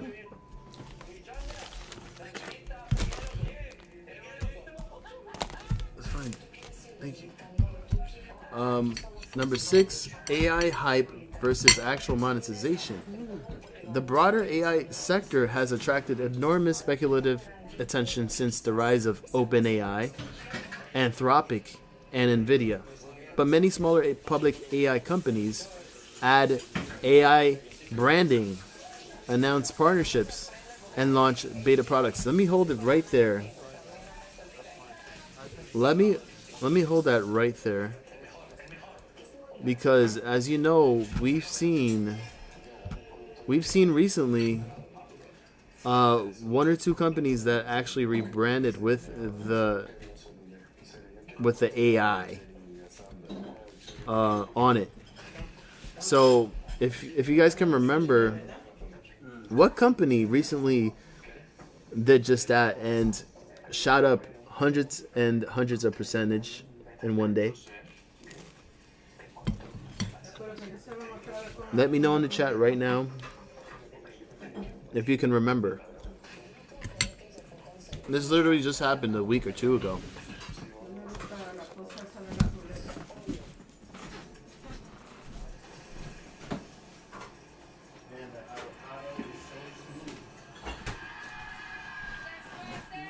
Wow. Oh, yeah.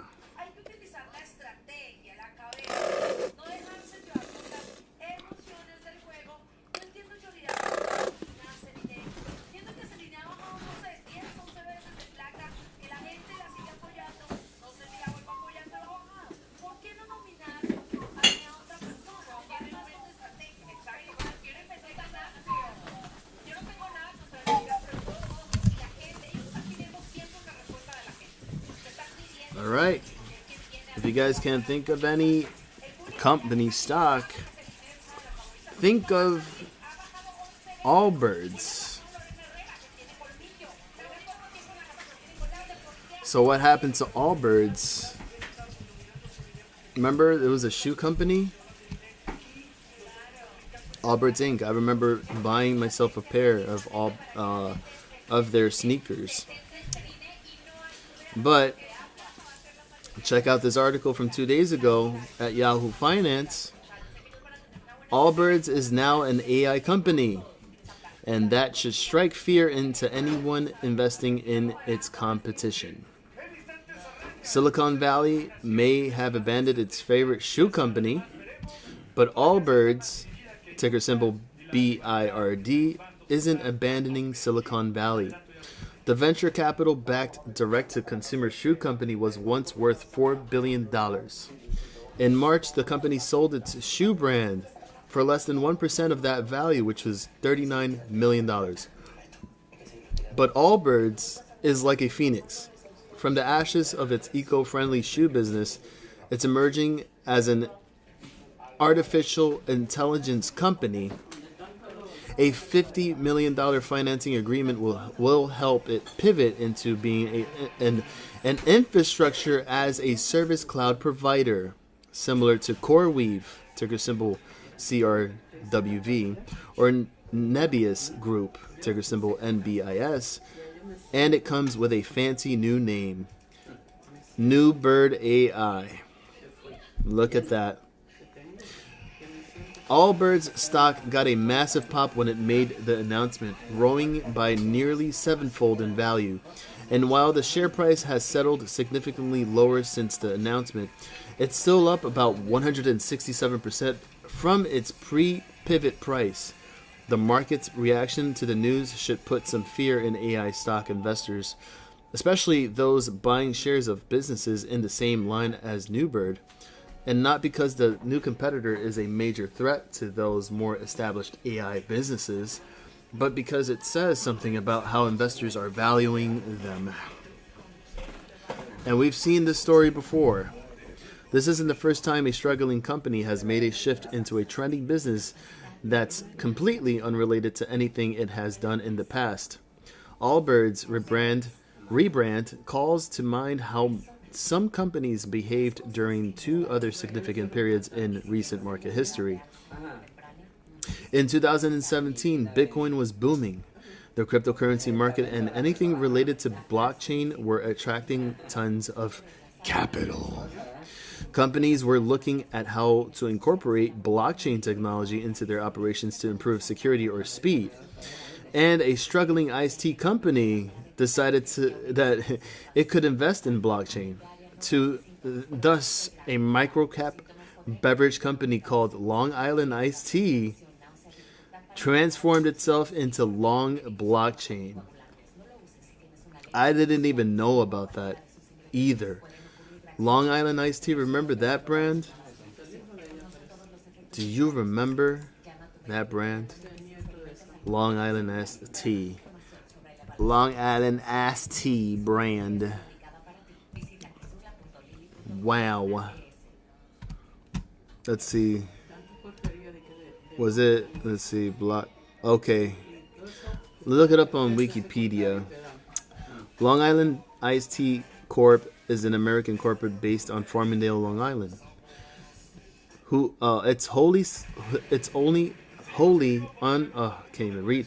Wholly owned subsidiary Long Island Brand Beverages LLC produced ready-to-drink iced tea and lemonade under the Long Island brand. The company's first product was made available in 2011. And in 2017, the corporation rebranded as Long Blockchain Corp. as part of a corporate shift towards exploration and investment in opportunities that leverage the benefits of blockchain technology, and reported they were exploring blockchain-related acquisitions. Its stock price spiked as much as 380% after the announcement. All right. I wish you could actually see the picture. I can't see it though. Anyways, the stock popped on the announcement and stayed elevated for a while, but the announcement also coincided with a cyclical peak in Bitcoin. So over the next year, the cryptocurrency would lose 75% of its value. Meanwhile, Long Blockchain was delisted from the NASDAQ, accused of misleading investors about its intentions to invest in blockchain technology. So you see what happens? You see what happens? We might also recall the dot-com bubble, when dozens of companies chose to add .com or .net to their names, and the market rewarded them for doing so. Some completely overhauled their names such that it wasn't even clear what they did or what they once were. Those stocks were rewarded even more. Of course, most of the stocks lost almost all, if not all, of their value when the dot-com bubble burst. While the new debut of Newbird AI doesn't necessarily signal that this phase of the AI trend is peaking, or that it's due to face a similar fate, it should give investors caution, and that caution should be particularly high when it comes to companies like CoreWeave, Nebius Group, and others in the neo-cloud space. The big challenge for neo-cloud companies. Investors' enthusiasm over Allbirds' pivot is a sign that most investors don't perceive that there being significant barriers to entry into the neo-cloud business. That's further evidence that CoreWeave and Nebius Group don't have meaningful competitive advantages that will enable them to generate high returns over the long run. They're selling a commodity-like product that's experiencing incredible demand right now, but that could change. Furthermore, these businesses are highly leveraged, taking on heavy debt loads to finance their data center build-outs, while their risk are mitigated because they're partnering with some of the biggest and best capitalized, highly cash-flowing businesses in the world. Their evaluations are based on the premise that their returns on invested capital will exceed their cost of capital. That could be tough to deliver if a lack of product differentiation saps their pricing power. So if the Allbirds announcement is the type of harbinger of a peaking cycle that we saw in the late 1990s and 2017, we could be heading towards a downturn in artificial intelligence spending. And if that occurs, neo-cloud companies could find themselves in a precarious situation, and they could see their shares prices collapse. You want to talk about the dot-com bubble? Well, this could be the beginning of the AI bubble. And it could potentially burst at any given point if it gets too out of control, in my opinion.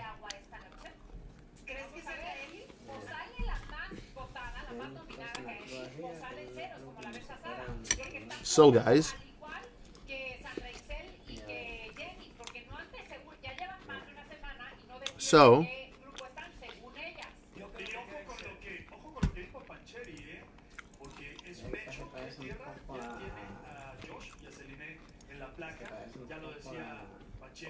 So when evaluating companies like Railtown, the core issue is Railtown may have interesting technology and positioning, but it has not yet reached a scale where revenues consistently exceed the heavy costs of building and competing in the AI infrastructure market.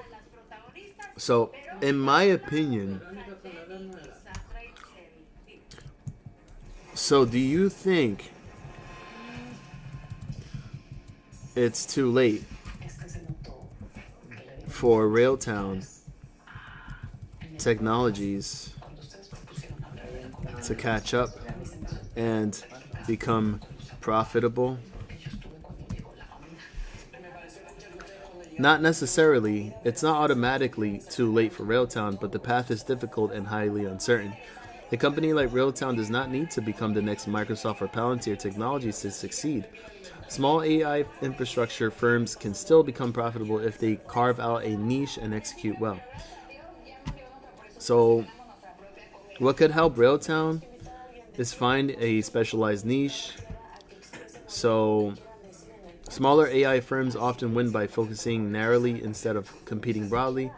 So, for example, AI observability for regulated industries, sovereign Canadian AI infrastructure, AI agent orchestration for SMBs, and developer tooling for specific workflows. Enterprise contracts, AI agent market actually exploding. Let's see, Railtown is positioning it around agentic AI, which many believe could become a major software category over the next 3 to 5 years. Strategic partnerships or acquisition potential. But it still keeps saying here that the risks are still very high because competition is brutal. And the biggest risk is that larger firms absorb the market before Railtown scales. So companies with huge advantages, again, is OpenAI, Google Cloud, Amazon Web Services, Datadog, and Snowflake. Dilution risk, execution risk. I mean, I just don't think there's any hope at all. In my opinion, I just don't think it's worth the time and money. Not financial advice.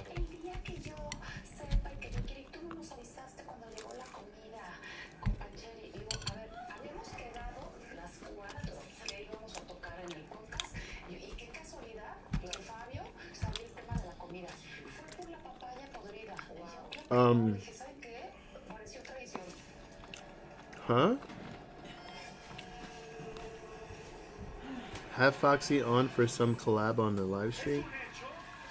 Let's bring Silly Zally back. Hell, try to invite Roaring Kitty and see. Nah, what are you guys talking about?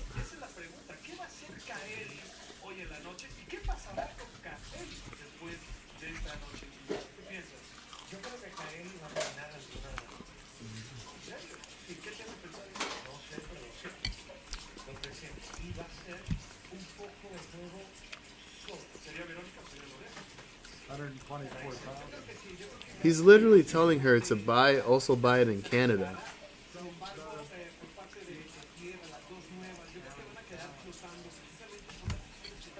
This is crazy. I don't understand. I really don't get it.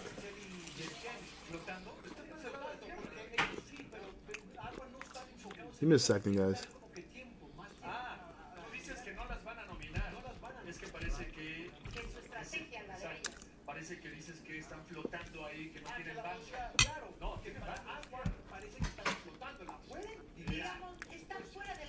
Anyway,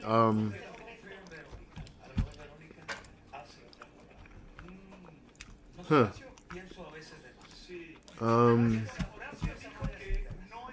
Give me a second here.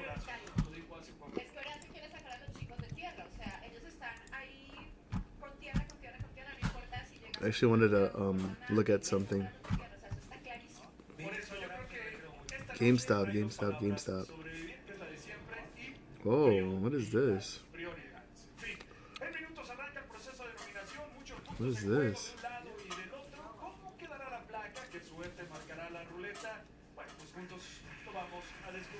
Where did this come from?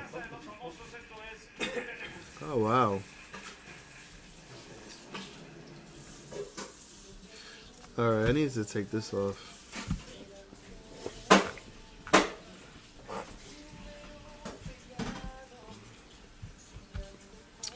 I'm gonna look at X.com right now.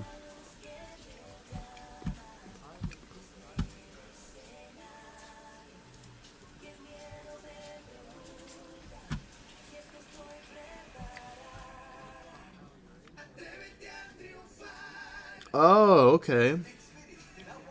So you were saying Ryan Cohen, he has his own store. That is hilarious.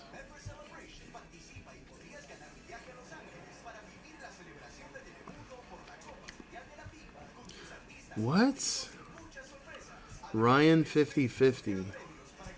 He's selling his Metroid Silver Nintendo system. He's selling a Metroid Silver Nintendo system, complete in box, for $1,050. There's 41 bids. Ends in 6 days.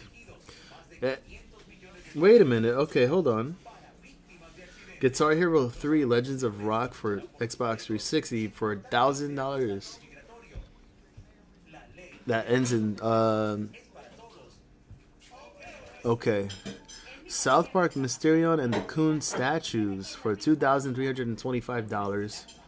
A GameStop mousepad worth $1,276. Are you kidding me right now? Is this for real?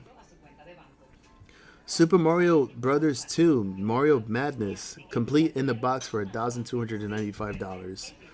Tom Clancy's Splinter Cell statue for $1,445. An Apple iPhone, an actual iPhone, the first iPhone.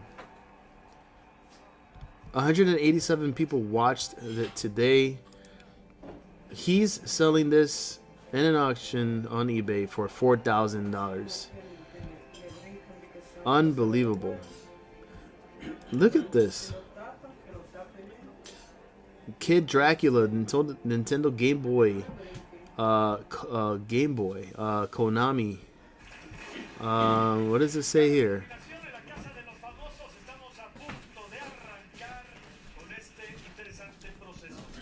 If you guys notice also, this is what he put as a picture. He puts here a picture of the game, right? But he also then puts a picture of this letter that's dated May 3rd of 2026 via electronic mail and Federal Express. Paul Pressler, chairman of the board of eBay, says here, dear chairman, GameStop Corp is proposing to acquire all common stock of eBay at $125 per share. We have accumulated a 5% economic stake in eBay through derivatives and beneficial ownership of common stock and are filing a schedule 13D and HSR notification tomorrow, which was the 4th. Our offer is $125 per share, comprising 50% cash and 50% GameStop common stock with full shareholder election rights. As to consideration type and pro rata allocation, that represents a 46% premium to eBay's unaffected closing price of February 4th. On February 4th, 2026, the day GameStop started accumulating its position in eBay, a 27% premium to the 30-day VWAP and a 36% premium to the 90-day VWAP. Aggregate undiluted equity value is approximately $55.5 billion. The transaction is conditioned on customary closing conditions. eBay spent $2.4 billion on sales and marketing in fiscal 2025 and added 1 million net active buyers, which includes 134 million to 135 million. We will take $2 billion of annualized costs out within 12 months of close, 1.2 billion from sales and marketing, 300 million from product development, and $500 million from general and administrative. Since 2021, GameStop has gone from a $381 million net loss to a $418 million of net income, with SG&A down $800 million. On cost reductions alone, eBay's diluted GAAP earnings per share from continuing operations would increase from $4.26 to $7.79 in 1 year. In year one, GameStop's 1,600 U.S. locations give eBay a national network for authentication, intake, fulfillment, and live commerce. GameStop had $9.4 billion in cash and liquid investments as of January 31, 2026. The cash consideration will be funded from cash and liquid investments on GameStop's balance sheet and third-party equity and debt financing, which will be fully committed at execution of definitive documentation. A highly confident letter from TD Securities for up to $20 billion is attached. Our board unanimously supports this proposal. Following close, I will serve as Chief Executive Officer of the combined company. I will receive no salary, no cash bonuses, and no golden parachute. I will be compensated solely based on the performance of the combined company. Ryan Cohen, Chairman and Chief Executive Officer of GameStop Corporation.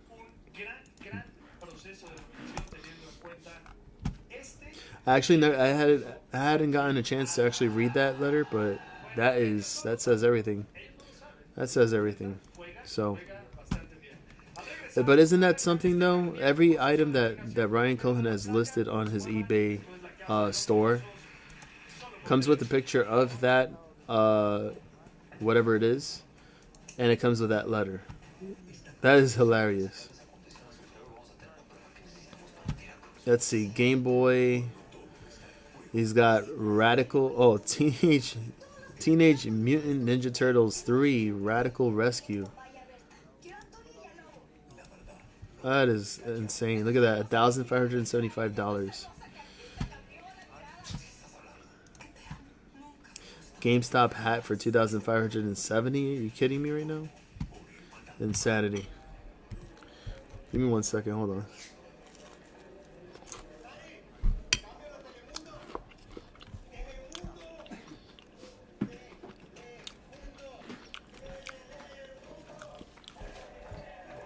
Oh, it's done.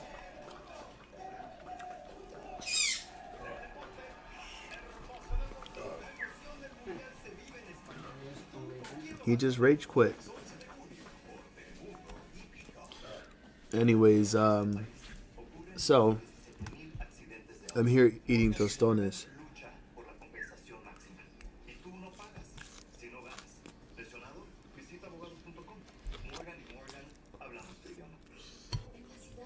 With some salami.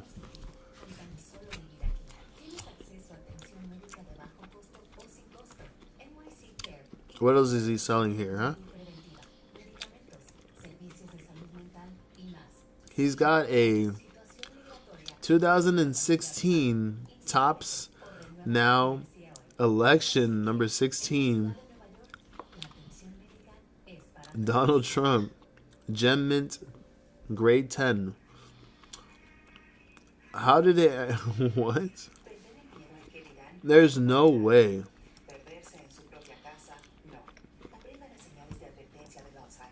They literally made a collectible card.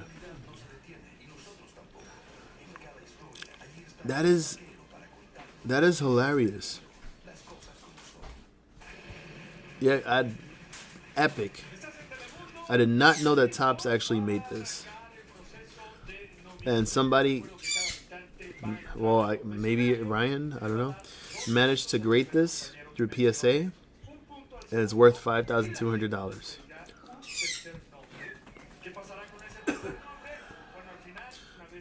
A GameStop mug for $2,900. You have Halo 3 flag for $2,025. You have a 1989 Upper Deck #1 Ken Griffey Jr. Star Rookie PSA 10 for almost $10,000. 51 bids so far, and only 4,244 of them in a PSA 10 pop. That is insanity, bro. There was a mug in that riddle, remember? Oh, what riddle was this again? Damn, refresh my memory.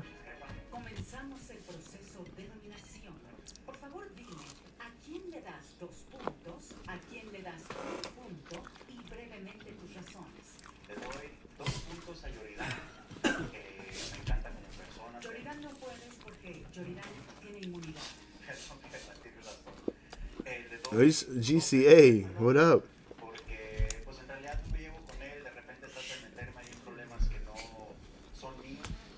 You talking about the 1989 Upper Deck Ken Griffey Jr. card?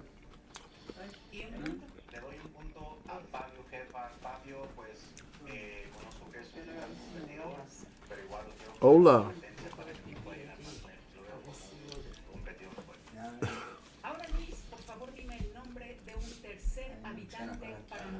You might as well grade in those cards, man. You can get the same price for it. That would be sick.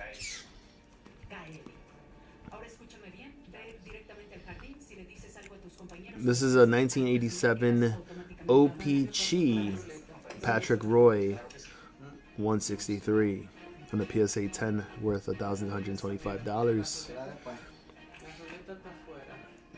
Canadians. How's everything with you, GCA? Roaring Kitty Movies? Oh, and it ran again? Roaring Kitty Movies. Got it. Okay. Look, socks. Yes, socks. Socks that he probably wore. Ryan's socks bidding out for $7,569. There's 77 bids right now for these socks, and the auction ends in 6 days and 19 hours. Cheers, man. Yeah, everything is. It's going. It's going. Could be better, but thank you.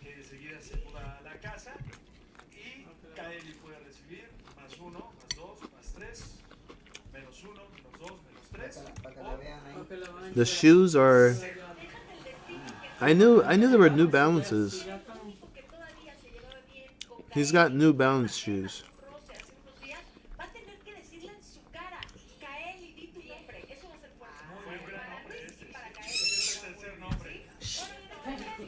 But it's funny how every item that he posted on his page has this letter to Paul Pressler. Yeah, he's got them New Balance running shoes. Jeez. Got a Halo 2 Master Chief statue for $10,766. There's 93 bids for that one. Wow. You have the GameStop store sign for $12,520. Imagine having that in your room and built up. Like, that's massive, bro. You need a crane to lift that up. Either that or just put it in front of your house on top of the roof and make it lit. Oh, you have a 1995. Oh, Vladimir Guerrero. Montreal. The Montreal Expos. Remember that? Dude, he was a young buck over there, man. Look at that. For $1,025. It's a mint 9. Vladimir Guerrero.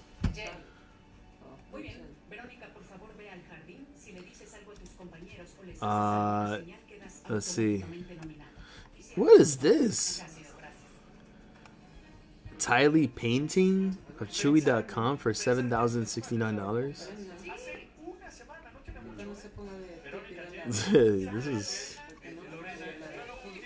That's hilarious. We got Willie Mays. Willie Mays PSA auto card. Which means autographed. If it says auto, it's autographed. $1,633. We have a Larry Walker 1990 score young superstar rookie PSA 10 for $1,000 from the Montreal Expos. We have a signed 1992 Bowman Pedro Martinez when he was with the LA Dodgers. Was it LA Dodgers? Yeah. Pedro Martinez in the LA Dodgers back in '92. The rookie card in auto PSA 10 for $1,175. Buckaroonies. You have a Windows 2000 server. Brand new, sealed. Are you kidding me? For $1,075. Now, compare like all of these items that are listed right now. All these auctions expire in 6 days and 17 hours. What is going on in the next 6 days? In the next 6 days, that means 7, 8, 9, 10, 11, 12, 13, 14. Sometime next week. We'll probably just speculate here based on the auction. Something's bound to happen maybe by the time the auction runs out. Do you think that's something possible that could happen?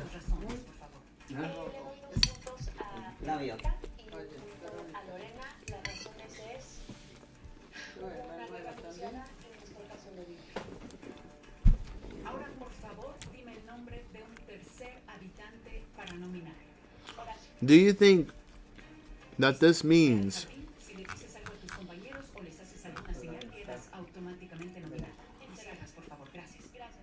that maybe in 6 days and 19 hours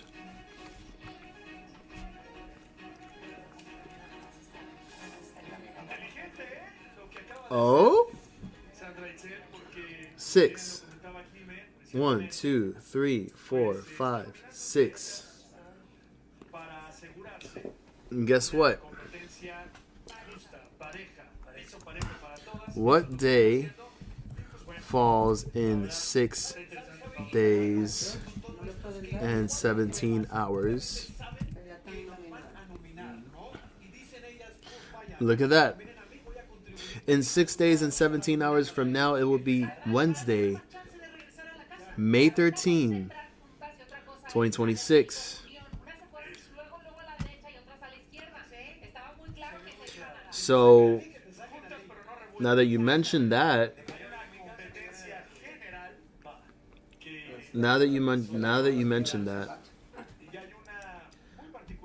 it makes sense. And you heard it here first. The time of the auction aligns perfectly with the rumor, if indeed is the case. Then the merger will be decided and it will potentially go through. At the moment, as we speak, that could be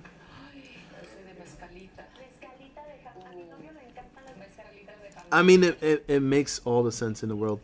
He could have adjusted the time, right? You could do that where you can actually adjust the time of the auction at any length. But he decided to choose 7 days, or whenever these auctions came alive. Now currently at 6 days and 20 hours or whatever.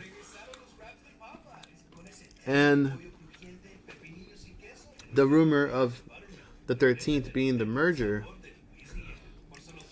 which falls on a Wednesday, which is actually next Wednesday, coincidentally, as Fishy mentioned, that would make all the sense in the world. That perhaps that is when the merger falls through, comes to fruition, and that we could potentially see some massive upside for the stock. Maybe for eBay as well.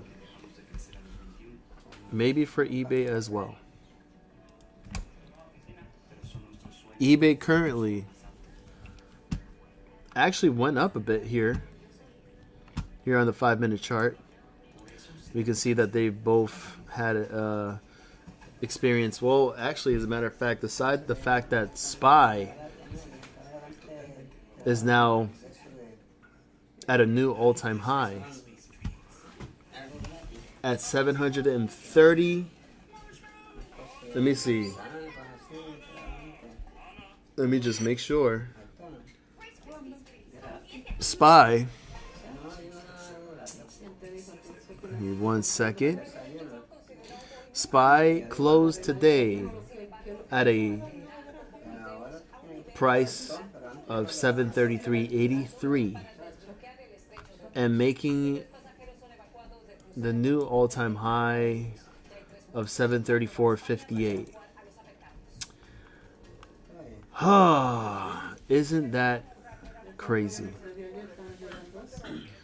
Isn't that just buck wild? Like, I would have never imagined the SPY being this high.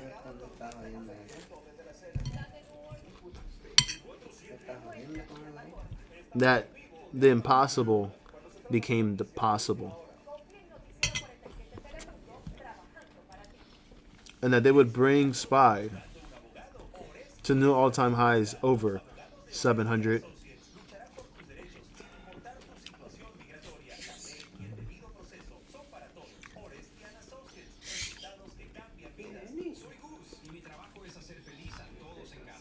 I mean, look at this.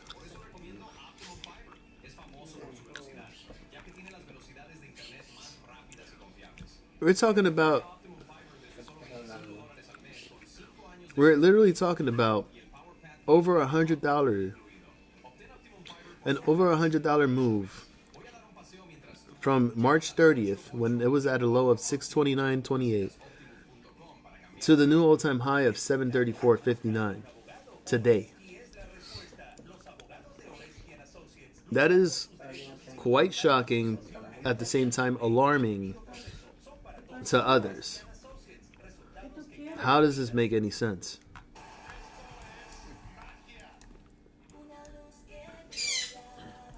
That's right, honey. How does that make any sense? My bird's talking to me. But yeah, so the relationship, the institutional ownership in eBay compares to the GME institutional relationship. Think about it. They need a lot of money to cover. eBay would be better platforms to sell collectibles. I mean, they're already pretty much, working with the whole power packs and having PSA work with GameStop and having their PSA vault and eBay to handle their auctions and stuff.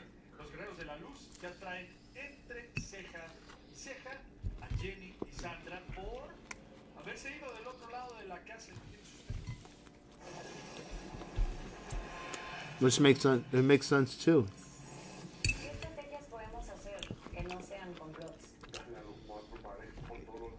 Dude, I am alarmed and triggered.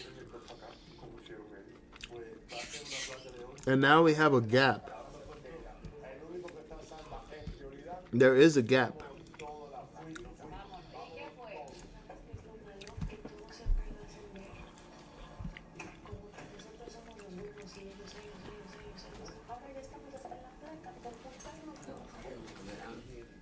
What else do we have here? See all.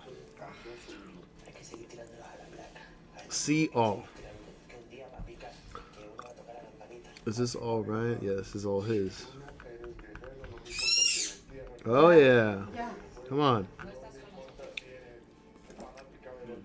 When I buy spy calls, I'm also triggered when I buy spy calls, it only goes down.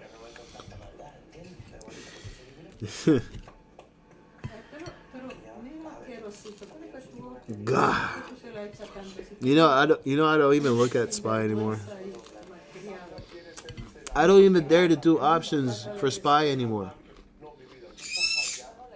I have gotten so cooked with SPY for so long. I'm literally triggered and traumatized. I don't want to trade the SPY anymore. It's really messed me up and brought my account back to zero. So, what I am contemplating on pretty much when I get my shit together and everything settles, with my debt and whatever else I need to, take care of over here.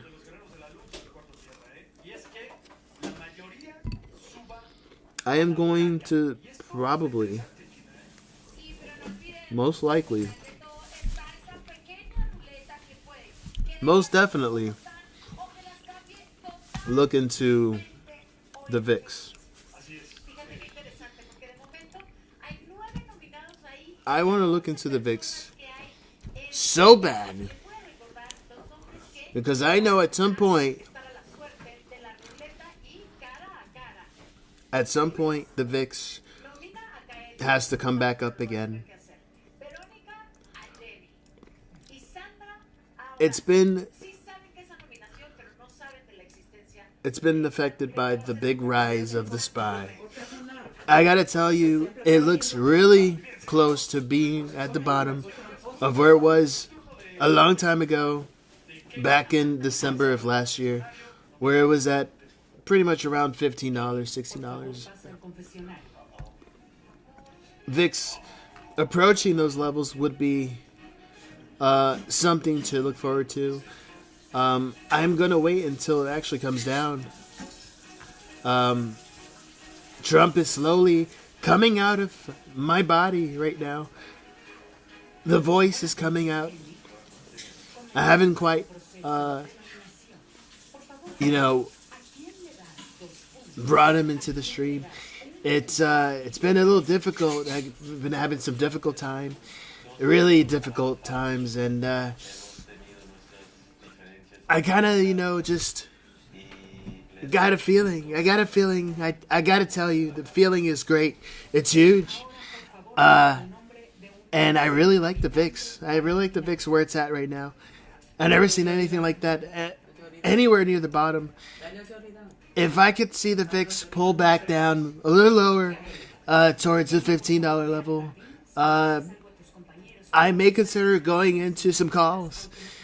Great calls, beautiful calls, American calls that I will definitely get in. Not financial advice. Do your research. Don't follow me. Don't follow your president. Because, this is a lot of money that I'm dealing with. I don't want you to get burnt, but really do your research. And I feel like we're going to be really rich. That's right, honey. Keep it going. I like how you squeak. Let me tell you, you're going to have a wonderful time.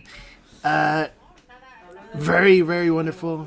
And I'm going to look into it right now. Maybe some $20 VIX calls. I miss you all. I love you all. I got to tell you, I love you very much.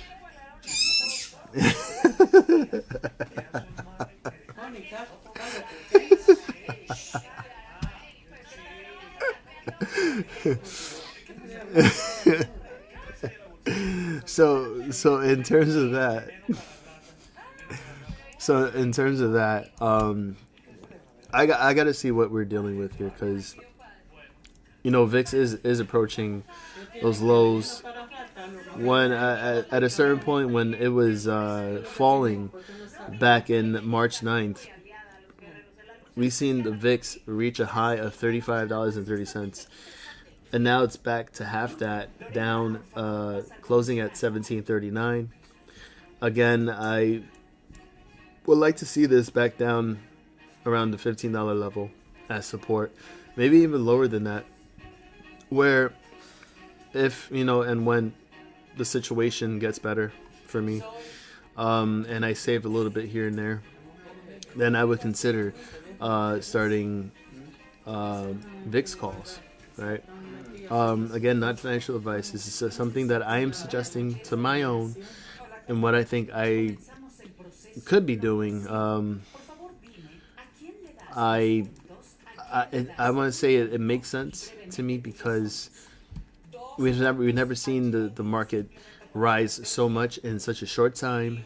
Sometimes it seems a little bit inflated, very much pumped, very much.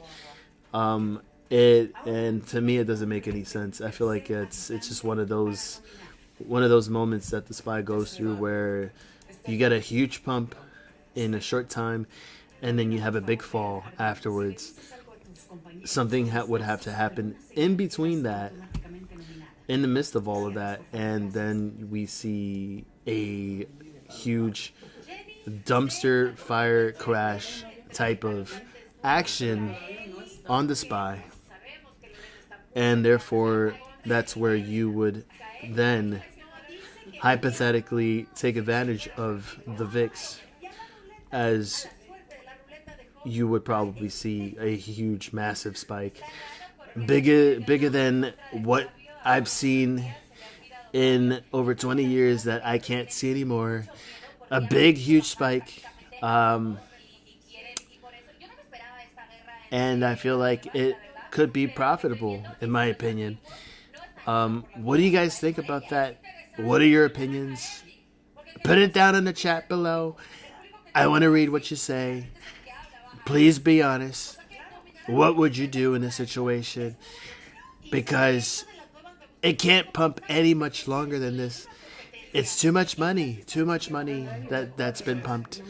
I already threw out Powell. Powell's gone. We got a new chairman coming up right now. I want to know what you guys think. Let me know. And we also have Jimmy. Jimmy, if we could look at Jimmy real quick. All right. That's just one of the ideas that I had here. Quite frankly, one of the ideas that I think that Jimmy will do something greatly, hugely in the next 6 days, we have an auction here on eBay from Ryan Cohen's page. He's going to make a lot of money for these auctions. And once the 6 days is over, we're going to have a huge merger, a huge merger that we've never, ever thought would be possible. And we're going to see a huge MOAS. We're going to profit greatly. And we're going to do it very good, American-wise, American style. We're going to do some American hot dogs. We got TP in the grill, making them nice American glizzies. And we love those glizzies, don't we? We never seen anything like those glizzies. Very fat, very juicy. Grilled lines along the sides. What do you think about that?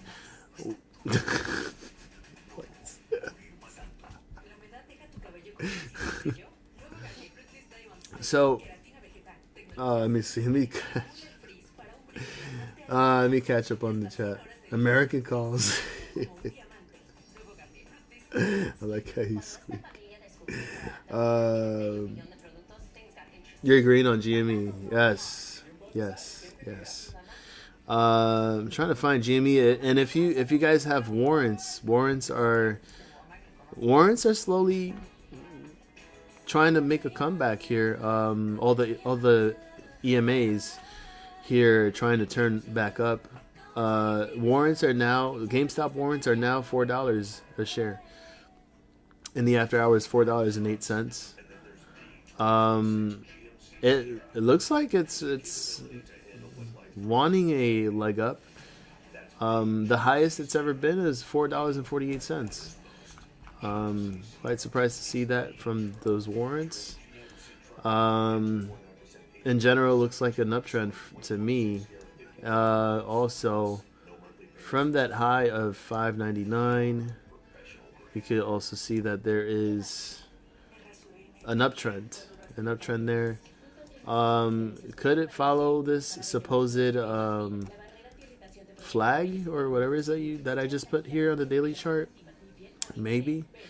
Or it could just pretty much break out from here. I'm just making things here on the chart. I'm looking for the actual GME chart though. Well, let me go down here. In basket, GME, which currently closed at $25.17 right now, $25.07 overnight trading hours. We do see that there was a big bounce back from the last 2 days, where it went up to 30. I don't know if you guys remember that. It actually went to $30, $30 at midnight on the 4th of May. After the announcement happened the week before, on a Friday, on the 1st. Was it the 1st? I think it was, right? Yes, it was Friday the 1st. It was just coming back from $24 a share on the 29th. Then the announcement happens. This thing rips to 30. And then drops hugely. I don't know what happened exactly, but it actually landed at 22.85 before seeing a bounce back up, reaching back to those highs and hitting as high as 25.44 to close at 25.17. Maybe this is the rebound that GME needs right here, and that potentially $30 a share could be on the horizon once again. That would be pretty sick. And we'll see if it actually happens within the next 6 days, or if it happens after the 6 days, when is rumored to be that merger, which, as we saw, 6 days exactly when the auctions for all of these items listed on Ryan Cohen's eBay store, which is set to end. All right. We have so much money. If you think about it, we have so many people bidding right now for all these items. Not much, but 54 bids on one item, 73 on this one, 78, 56, 31. People bidding even on a GameStop mouse pad for $1,276. That's quite insane. Never thought I would ever see that before. Roaring Lion, what is up? So the rumor right now, and the potential merger for GameStop and eBay in 6 days and 17 hours and counting, which would be on the 13th of May, so next Wednesday. Listen.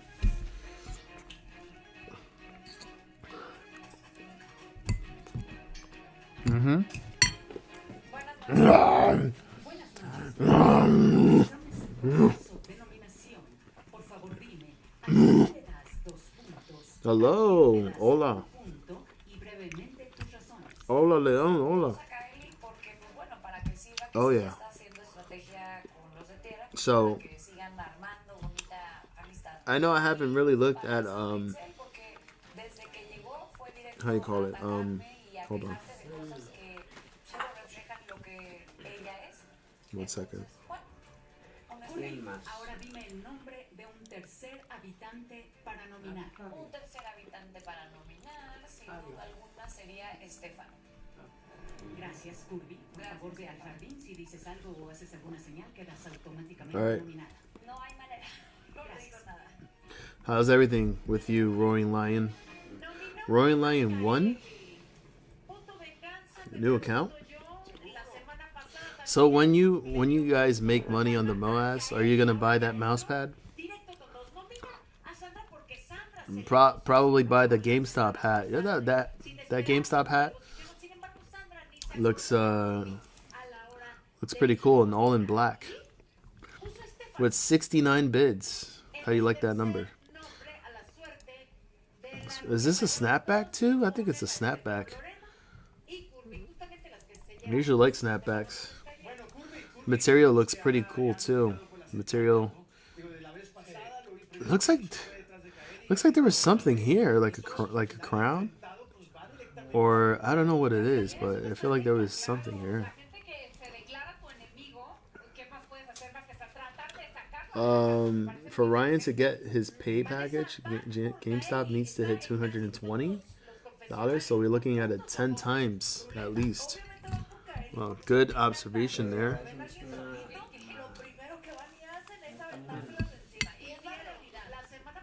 I would seem to think that would be the case.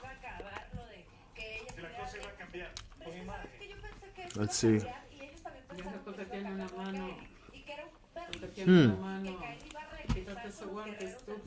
120. You seen it hit 120. No, not 120. 64.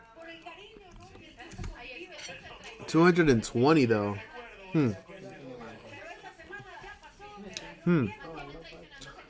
What do you guys think about that? $220 a share.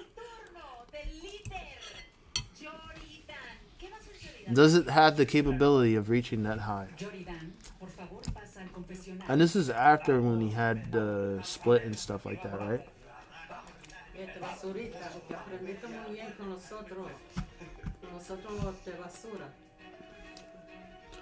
203 people watched this hat, by the way.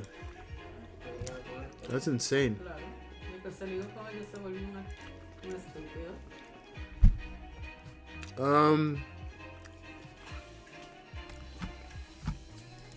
Let's see. Comenzamos el proceso de nominación. Por favor, dime a quién le das 2 puntos. Oh, no. Y brevemente tus razones. Jefa, yo le voy a dar 2 puntos a Verónica y 1 punto a Lorena. Y las razones son porque, bueno, con Lorena no he hablado mucho durante. Sí, porque no le gustó desde que ya vinieron ahí. Entonces, obviamente somos del otro equipo, hay que activarnos fuertes y con Verónica. Hold on, wait a minute. Ask Rock. Hold on. Let's see. Ryan Cohen calls out eBay. Then he walks onto eBay and uses their platform to prove his point. A PSA 10 Trump Tops Now card with a PSA card estimated around $216 is already bid up to $1,525, which is now which is now worth how much? Let's see. Which is now worth $5,200 right now. With 36 bids. 244 people watched this item today. So with nearly a week left, this person says this is not just an auction. That is a live demonstration of price discovery, scarcity, culture, attention, authentication, and marketplace liquidity all colliding in real time. Now zoom out. He is reportedly doing this with 20 items. At this pace, he might use the proceeds to buy eBay himself. But the joke is hiding the real lesson. This is checkmate. Ryan is not just telling eBay's board they are underperforming. He is using their own platform to show the world what they have failed to understand. eBay does not just have listings. It has cultural inventory. It has collector psychology. It has trust infrastructure. It has global demand sitting behind every rare, authenticated, story-driven asset. Yet the board does not meaningfully buy shares, does not appear to act like owners, and does not seem to fully leverage the machine sitting directly in front of them. Ryan Cohen is turning their own scoreboard into the argument. This is not trolling. This is activist investing as performance art. This is strategy with a receipt attached. The man is showing that collectibles are not dead inventory. They are financialized culture. There are emotional markets. There are attention assets. And when the right operator understands that, a marketplace stops being a website and becomes an arena. One day, Harvard Business School will write case studies on this. The activist did not just call out the board. He used their own product to expose the opportunity they were sleeping on. Checkmate. Checkmate. That's just one of these. This guy named Morgan Hatton. This is his post. This is what he wrote. Of course, there are going to be other people with different opinions. But somebody named King Hippo says, yeah, disagree. The bids are only that high because of who is listing the item and the context. If I listed the same items, I wouldn't get bids that are that high over their nominal market value. He then, Morgan Hatton then replies and says, that would be the point.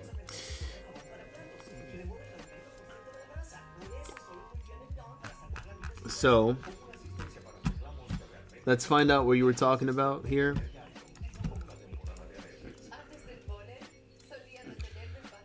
Let's see. Grok, right? You wanted to go to Grok. Wanted to go to Grok. Wanted to go to Grok. Wanted to go to Grok. I wanted to go to Grok. I wanted to go to Grok. It wanted to go to Grok. It wanted to go to Grok.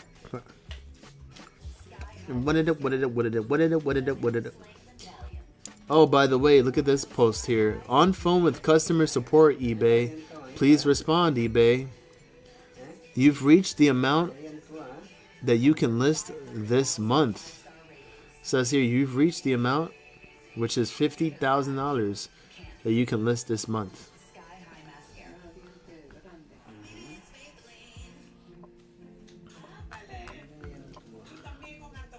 So he's trying to get he's trying to get customer support on eBay.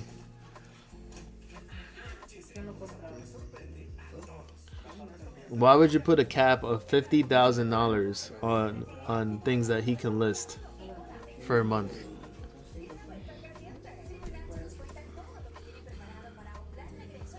Let me see something here. Let me go to, let me see. Hold on. Do the math. To fully receive, fully vest Ryan Cohen's proposed long-term performance-based stock option award at GameStop, the company would need to achieve a 100 billion market cap and 10 billion in cumulative performance EBITDA.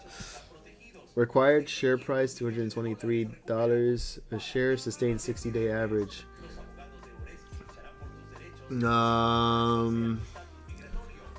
Let me see. Hold on.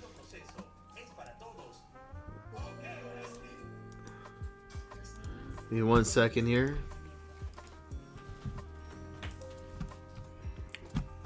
Give me 1 second. Let me use this right here.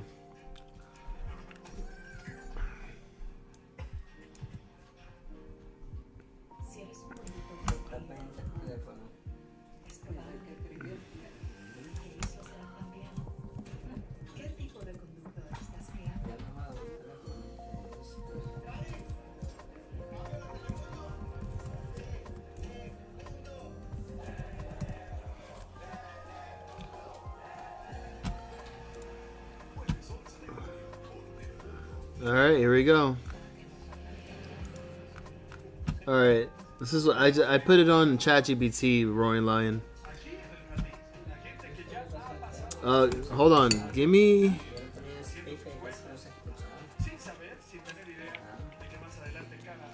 a second here.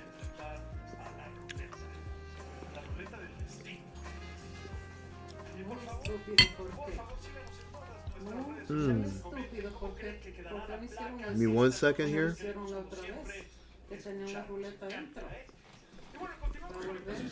Okay. So I pretty much put what you said here on the chat to ChatGPT. So to fully vest Ryan Cohen's proposed long-term performance-based stock option award at GameStop, the company would need to achieve a $100 billion market cap and $10 billion in cumulative performance EBITDA.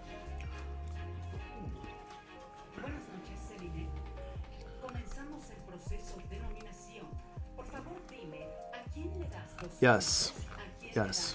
So it says that's the key part of proposed compensation structure for GME and Ryan Cohen. The targets are intentionally extreme.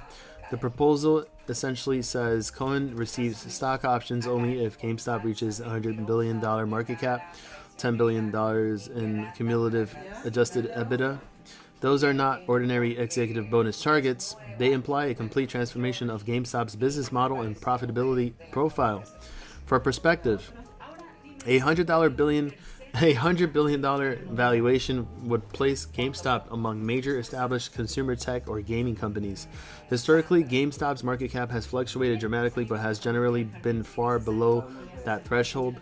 Even during the meme stock peak of the GameStop short squeeze, it still did not sustain anywhere near a $100 billion valuation. The EBITDA requirement is arguably even harder.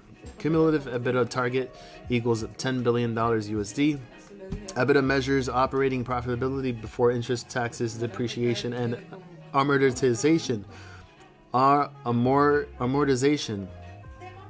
Reaching $10 billion cumulative EBITDA would likely require years of sustained profitability, major revenue expansion, and or transformation into a much larger digital retail platform or holding company style business. This structure is designed to align Cohen with shareholders, avoid guaranteed cash-heavy compensation, reward only extraordinary long-term performance, and Supporters see it as bullish because Cohen only benefits if shareholders massively benefit first. It signals confidence in long-term upside potential.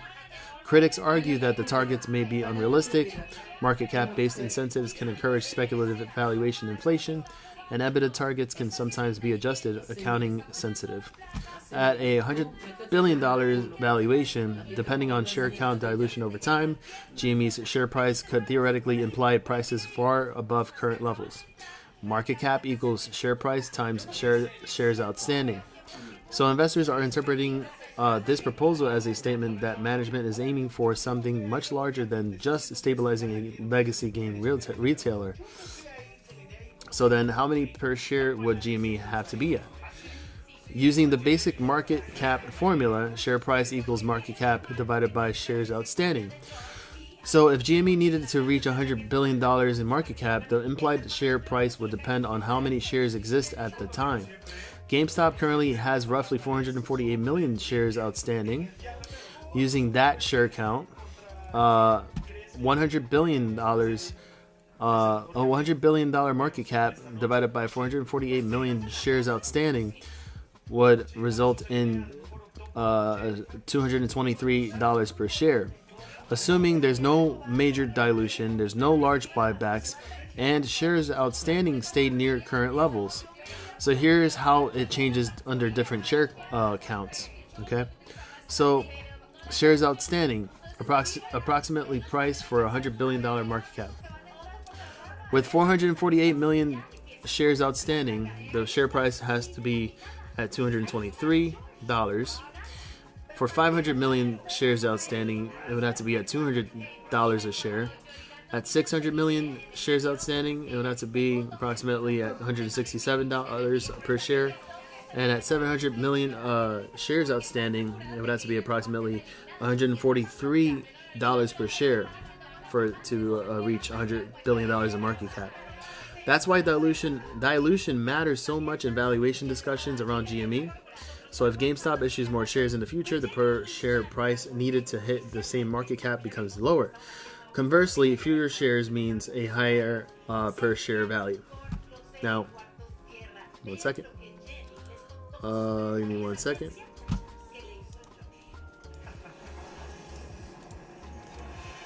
Copy image. Copy image. So, how does this play out with this scenario? I just posted the letter here. Let's see what it says. So, remember, this is all just hypothetical. This is all speculation. It's not financial advice. You always do your own DD, do due diligence, do your own research. Like we're doing our research here. But you all make decisions on your investments and your money. So, I just posted the letter here, okay, of what I just read earlier. Now, it says here, first, I'm going to ground this clearly. This document reads like a hypothetical proposed acquisition letter, not something that reflects a real announced deal, which that could be subject to change in 6 days.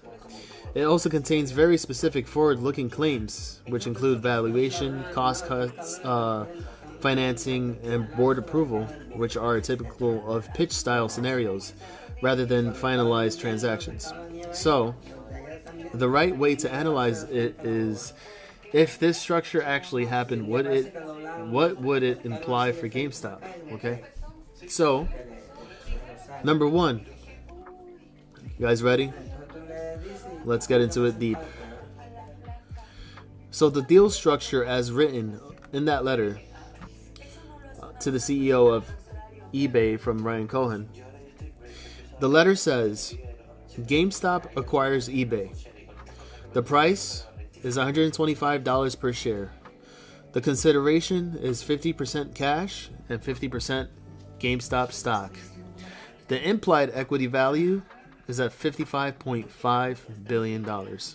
So the split is roughly $27.75 billion in cash, $27.75 billion in stock.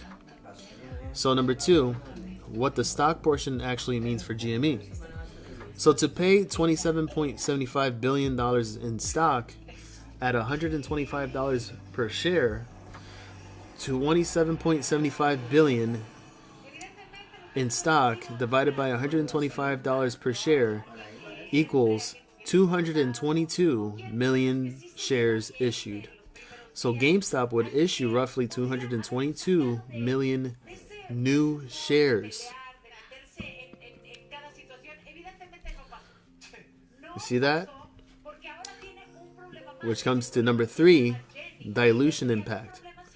Current GME shares outstanding are roughly 448. Let me hold on. Give me 1 second. Give me 1 second here. Is it at 448? Yes, it is. All right. So shares outstanding is at 448.38 million. So current GME shares outstanding are roughly 448 million, ballpark. After issuing 222 million new shares, the new total would be 670 million shares outstanding. So that's about a 50% dilution. You guys realize this?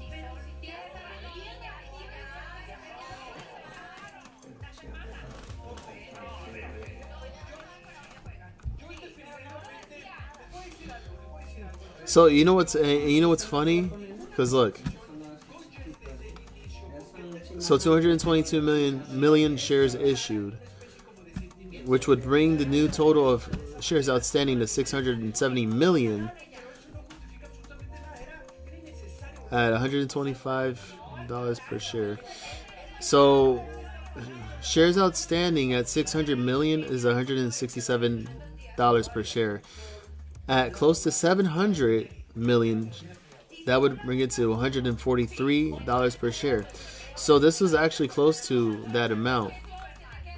So now that you would have 670 million shares, that would roughly be around that price share of $125 per share.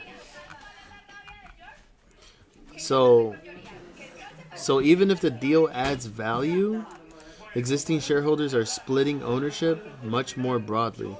So number 4, cash side reality check. The cash required for this deal, $27.75 billion in cash.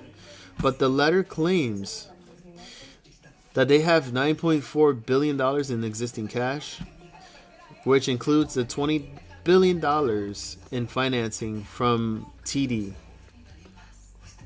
So that already assumes that massive debt raise or equity issuance, highly favorable lending conditions, and confidence from major banks like TD in the acquisition. That alone is a major execution hurdle. So, hypothetically speaking, ChatGPT at number 5, what happens to GME valuation after the deal? So, post-merger in 6 days, you don't just look at GME standalone valuation anymore. You'd be looking at combined company earnings, synergy realization, which includes claimed cost cuts, integration risks, and debt load if financed heavily. If we accept the letter's internal logic, eBay contributes large revenue plus stable cash flow, and GME contributes retail network plus transformation strategy.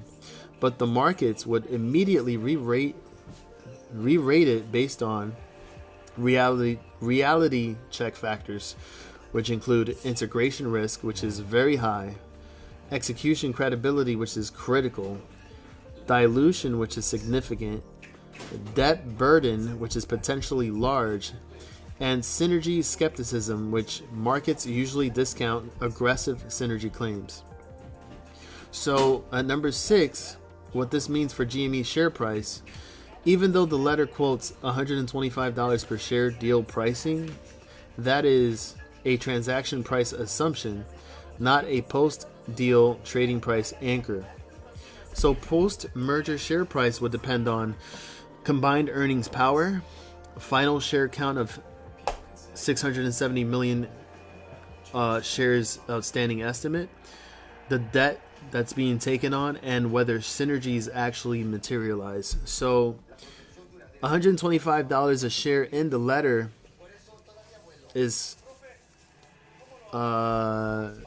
give me 1 second here, is not equal to guaranteed market price after deal.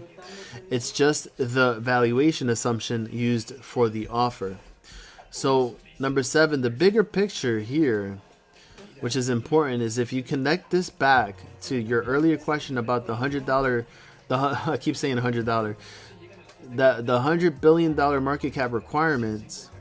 This deal's implied equity value is $55.5 billion total enterprise context. So even that is below the $100.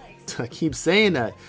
Even that is below the $100 billion threshold tied to extreme performance compensation targets. So even if a quote unquote successful acquisition scenario, it does not automatically imply that GameStop reaches the $100 billion and plus level market cap needed for those long-term incentive vesting conditions. So the bottom line is, if this scenario were real, GameStop would likely become a much larger, more diversified holding style company. Existing shareholders would face 50% dilution. Success would depend almost entirely on execution plus synergy realization, and market reaction would likely be volatile and skeptical initially, not automatically bullish. Got it. All in all, speculation. All in all, and speculation, and all in all.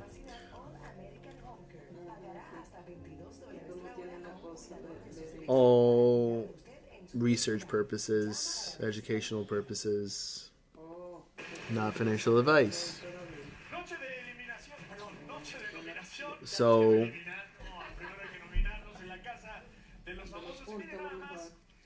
we can't really be as bullish as we want to be, which is tough because, yeah, I would love to see that happen. But in theory, in speculation, if this is the case, then I think GME would have to face that dilution, and to raise the amount of shares outstanding. And in order to achieve such a market cap, let alone already that the deal that was implied, that the equity value is at $55.5 billion total enterprise context.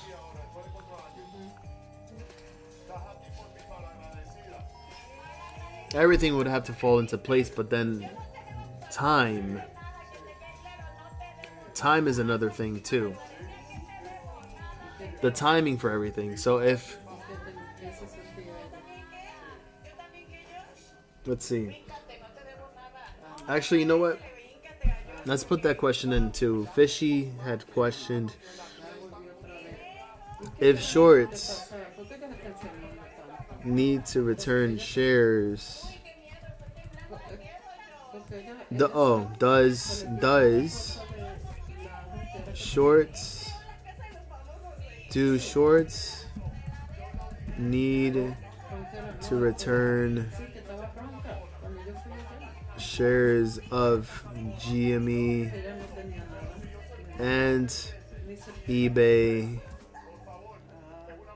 if the merger takes place in 6 days? We'll just put this question. Let's see what happens. So ChatGPT says here, short answer, they don't quote unquote escape their obligations, but what they owe can change form depending on the merger structure.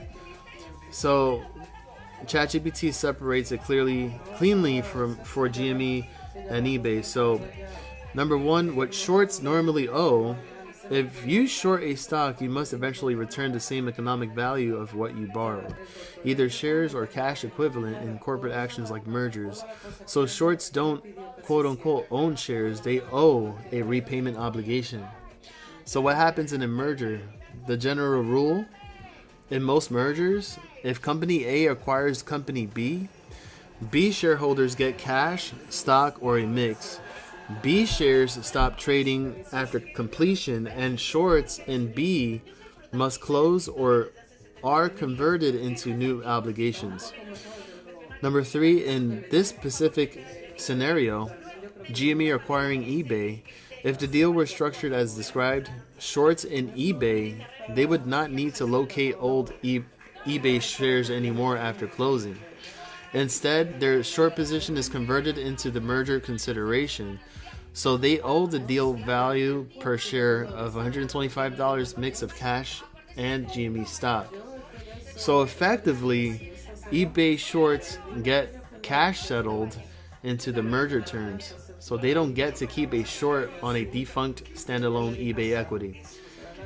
Now, the shorts in GME, this is more interesting. So they are not automatically closed by the merger, but GME share count increases dilution, new shares are issued for the acquisition, and shorts must still locate and return GME shares unless there is a squeeze out, a conversion, or restructuring clause. So if GME shorts remain GME shorts, but the equity base changes underneath them. Key mechanic: conversion risk. In stock for stock mergers, short positions often get converted into new ticker exposure, adjusted share count obligations, or cash equivalent liability.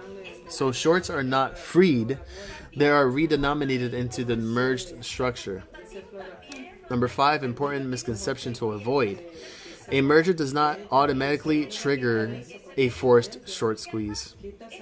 What actually matters is the float reduction or expansion, forced buy-ins if shares become hard to locate, settlement terms of the merger, and volatility around conversion pricing. Sometimes it increases pressure, sometimes it reduces it. So the bottom line, to end this research, eBay shorts get converted into the $125 deal economics, which include the cash and stock mix, not original shares. GME shorts still owe GME shares, but those shares now exist in a larger diluted post-deal structure. So no automatic quote-unquote wipeout of shorts. Obligations are reframed, not erased. The end.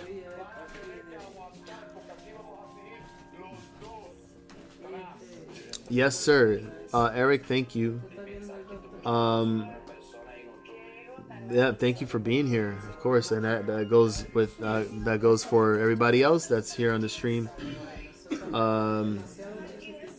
Much love, hermano. Thank you for stopping by. Let me know. I'll be on Discord. I'll be looking forward to the message. And so that's something that time will tell. We just have to see if it actually comes to fruition. We don't know what could happen, but the only thing we know is that there is for sure a timeline, and that timeline is supposedly the next six days. All right, so yeah, man. Be safe, Eric. Peace out. 3 hours ago, hundreds of federal and local agents carried out a huge raid in Los Angeles at a Sinaloa cartel fentanyl and meth hotbed. This was a multi-month undercover operation. Wow.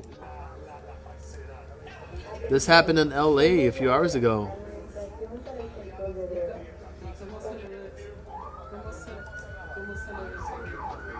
They're getting raided. I'm gonna share that out to the Discord too.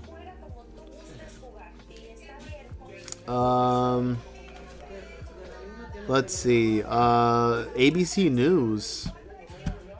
4 hours ago, they posted this. GameStop, a chain of video game stores, has offered to buy e-commerce company eBay for $55.5 billion, trumpeting the move as a bold effort to compete with Amazon and other consumer giants. GameStop's attempted acquisition of eBay is an ambitious move by a much smaller firm. As of Wednesday, the total value of GameStop, as measured by market cap, amounted to $11.2 billion. eBay is roughly 4 times larger, registering at $48 billion. Del barco, que son, agente. Bueno, ¿tú sabes cómo se puede eso propagar? I actually wanted. I haven't gotten a chance to actually see this interview. Fantastically. I would love an update. What can you share with us on the situation as things have developed since yesterday? Just to sort of We'll watch this together, and then we're gonna call the stream after that. Let's see.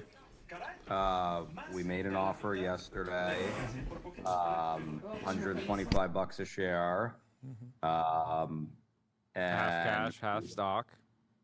That was funny, wasn't it? Have you considered 49% cash? Why did you get to half cash, half stock? Can you unpack that a little bit at least? Well, I mean, frankly, when you think about me going and running the eBay business, what we're proposing is for existing shareholders to take half of their investment off the table, and that would be us providing them with $28 billion, which is like a 40% premium from when we started buying the stock. And then they would be getting roughly, I mean, it depends on ultimately when the transaction closes, but they would be rolling the rest into the combined company of GameStop and eBay. Frankly, with me running eBay, I think that the earnings power of the company is going to increase substantially, as well as the ability to grow. The platform stagnated over the last decade, and I could do a lot with eBay. I love it. That's a very strong business, and that's right up my alley. Take us through the big vision. Like in 5 years, you're at the helm. Like, how big can this business be? Are you expanding it? Obviously, there's an operational efficiency point, but what is the big picture? What's the blue sky, pie in the sky vision for the combined entity? So where we've had success at GameStop and where eBay has had success is in collectibles, trading cards, collectibles. The founder of your show was talking about his Mont Blanc pen, and like that's a good example. That's a perfect item to go and buy on eBay, but you're always concerned that is it going to be real and the trust, and that's something that using GameStop 1,600 stores, we can immediately authenticate that item. The seller can ship it, or we can ship it. But we've got 1,600 access points that we can do live authentication. So we can go deep in collectibles, leveraging our physical infrastructure. We can increase intake by bringing a lot more product onto the platform. And then there's a lot of other categories that I can grow in. And, you look at live commerce as an example. I mean, eBay has 130 million users and they're getting crushed by competitors in live commerce. So an owner's mentality, I want to own eBay forever. Like I love that business. It's run like a public utility. It should have been wiped out, but it hasn't been. That's it's been remarkably resilient. How many companies, how many startups have gone after a specific category on eBay, raised $100 million plus, and yet eBay has been resilient. So it shows that there's it's a really powerful platform. Yeah, that's why I love it. And the website still looks the same as it did in 1995, but everyone's tried to kill this thing, keep it original, and it's still making over $2 billion a year. So that goes to show you the durability of the business. Talk about live commerce more. Would that be just a better integration with TikTok, Instagram streaming, Twitch streaming? Do you need to go and partner with big creators? Do you need to find your own platform for that? Like, how does that actually play out in a world where eBay and you are making a bigger push into live commerce? It makes a lot of sense, but I'm wondering, like, how does it actually work? Yeah, it would be partnering with creators. I mean, they've got the platform. We would improve the platform so it looks better and more consistent with the kind of UI that you have at competitors. But there's the user base, and so it's not something you have to market. It's building out better tech and partnering with creators. Yeah, and the correct incentive structure for those creators, because I bet you right now, you could probably go get some referral code or something, but it's not deeply integrated in a way that you can really accelerate on a social platform. Why do you think eBay, has eBay been a target of any type of deal like this in the past? I'm not familiar with any off the top of my head, but why do you think maybe it hasn't been more of a target? And I guess, like, why do you think you can get more efficiency out of it than maybe some other potential buyers who I'm sure see their costs? You know, marketing is something that people gravitate towards, but I'm sure you're seeing other efficiencies as well. So in terms of the competitive landscape on an acquisition, I think there was some people circling around a few years ago. Nothing happened. The strategics can't really do it because I don't think that they would be able to clear antitrust. So any of the large competitors wouldn't be able to acquire it. I don't think that we would have any regulatory issues getting clearance on a merger. In terms of the efficiencies, GameStop is a good example. Like, GameStop is a dog, and it should have been dead. And we've breathed a lot of life into this thing, right? And you look at SG&A. This is funny. This is funny, but it makes sense though. We've dropped SG&A by 47%, $800 million by making marketing more efficient. Almost turning off marketing. I mean, everyone knows GameStop. Everybody knows eBay. So you talk to the marketing people that tell you, like, it's going to tank revenues and all of this. And the reality is most of that marketing spend isn't making money, but everyone's trying to protect their jobs. And there's kickbacks. There's all kinds of perverse incentives. And so I'm running the business like a family business. You know, it's really not that complicated. And you look at eBay spending $2.5 billion to grow 1 million users, $2 billion in cost cuts between sales and marketing and corporate overhead. It's not a lot. And it's not something that's going to take a few years. Like, it's something that is going to happen fast, because I'm putting leverage on this thing, and I don't want to run a leverage business. So I'm not going to run it hot. I'm going to pay down the leverage, and I'm going to increase earnings. They're spending $5.5 billion on operating expenses on an $11 billion business that has no inventory and it's asset light. So there's 11,500 employees, and it doesn't make sense. It doesn't. You don't need. I could run that business. I could run that business from my house. Like, it's eBay. It looks the same as it did in 1995. They need 11,500. So is the Elon Twitter take private somewhat of an inspiration here? There's been a number after that happened. In many ways, the business suffered, but maybe it wasn't because of the deep cuts that he did to the team, and the service kept working. Yeah, the service kept working. It's still a great product. We've been surprised that more CEOs and management teams haven't done something like that with businesses that are household names but somewhat stagnated. Is that an inspiration at all? Yeah, and Twitter is a good example. I mean, what really happened at Twitter was that the advertisers, I don't know what the situation is now, but they pretty much conspired against him.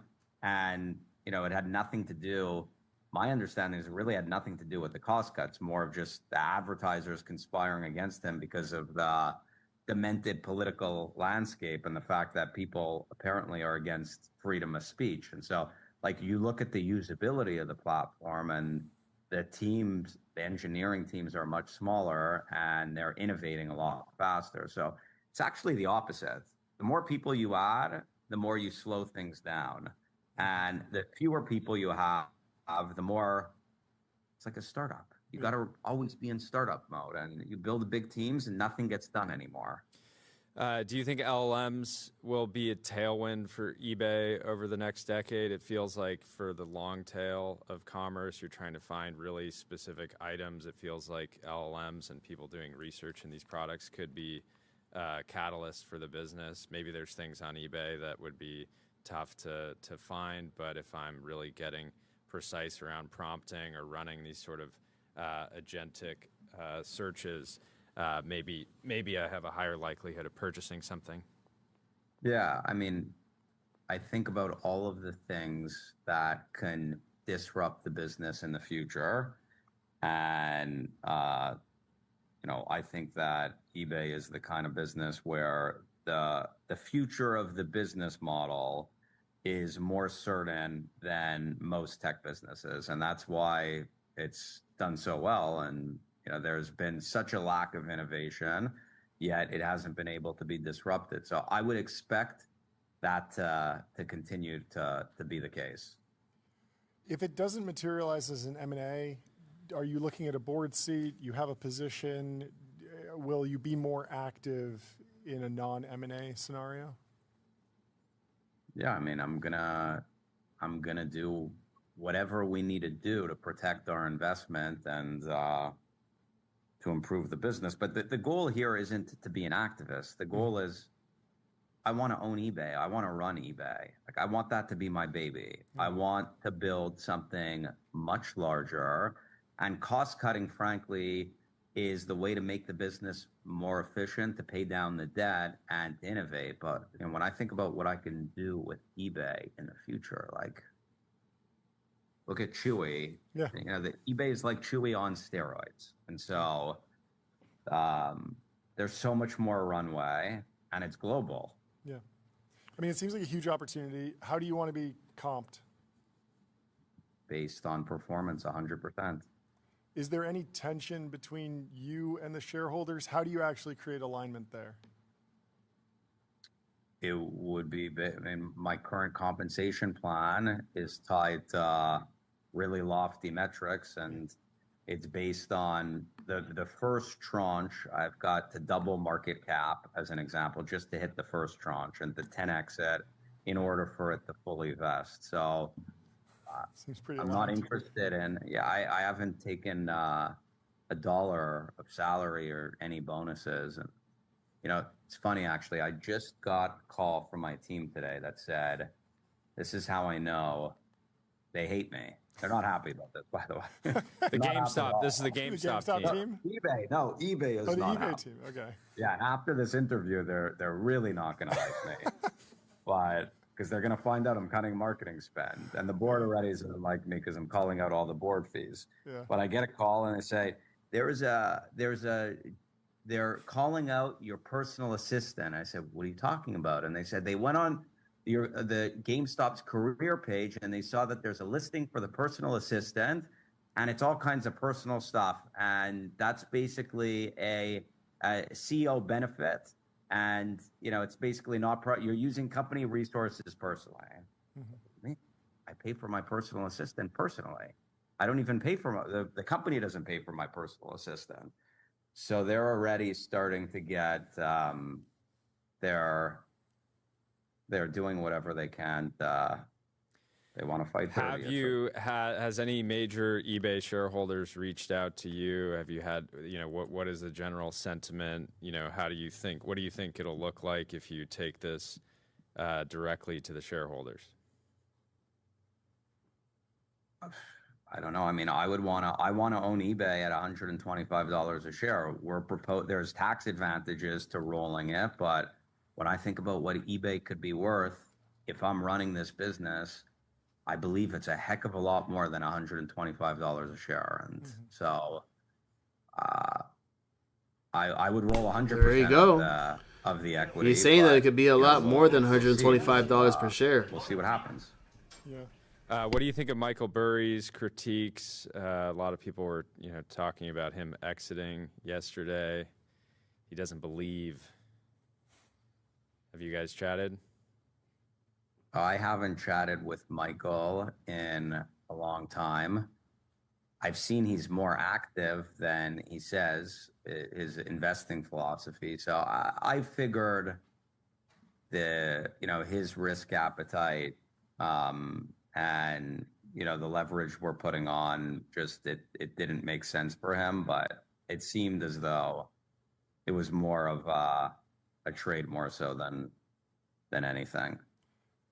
Yeah, looking at the price action yesterday, is that reflective of sort of like a shakeout of non-believers, and you feel like you have the right people around the table now? When I think back to Chewy, every single day was a shakeout of non-believers.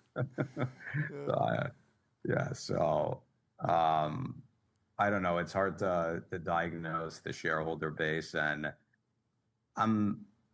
I'm focused on what I could build over a long period of time. And if I got my hands on eBay, I can build something worth a lot and much larger than it is. So, was Paramount at all an inspiration? I was going to ask.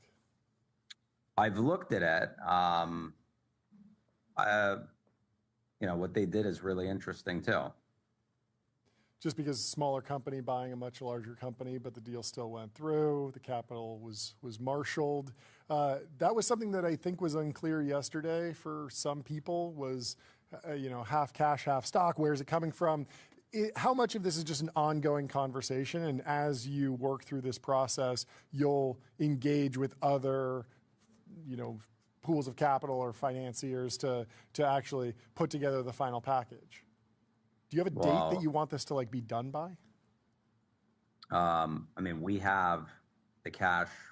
We have the cash accounted for today in terms of a highly confident letter from. Let's see what he says. 20 billion plus we've got 9 billion of cash. So, and the rest would be them rolling the equity into the combined company. Sure. Yeah, I think that was the rolling of the equity was the thing that if it had got into the viral clip from CNBC yesterday, it would have made a lot more sense. So I'm glad we're getting it in now. Yep. Is there how much of your critique of eBay is specifically around the current management team? They've done a decent job. It's anyone when you've got perverse financial and they're not operating like owners. It just when you've got it all on the line, you're going to do whatever it's going to take. 20-hour days, 7 days a week, you're not going to stop. And when equity is given out to you like candy, it's all companies. So the directors, board of directors make $4 million. Like 350 to 450,000 per director. There's been no insider buying at the company. It's not a surprise. They're not going to light the money on fire. They're not going to light the world on fire. But you've got a bunch of professionals in the board and a professional management. Yeah. So, if this deal goes through, roughly what percentage of your personal net worth will be tied to it? Well, I haven't done the math, but if things go correctly, then it better be the majority. Otherwise, I'm wasting my time. Yeah. What was your first memory using eBay? Were you a power seller back in the day? Very good question. I bought and sold DJ equipment on eBay back in 2003. It was amazing. I don't remember my first transaction, but I'm going to have to get back to you on that one. Okay. With GameStop, last time we talked, you were mentioning a little bit of expansion into digital goods, less physical material and stuff. Do you think that there's an opportunity for eBay to play in a digital marketplace or in a world where certain collectibles or certain goods become digital or the market shifts towards more digital goods? And would you like to see eBay expand into that? Yes and yes, in terms of a digital marketplace. And they're already doing it to a certain extent. I mean, like all kinds of Roblox digital items are bought and sold, but and I've actually bought them for my kids, and there's so much fraud on the platform. Like we're buying stuff, it's not a real item, end up having to do a chargeback, but then it ended up getting delivered, so you can't do a chargeback. So like they've got the basics of it, but it's not being done well. So like digital gaming, totally. That's a huge opportunity to dig into.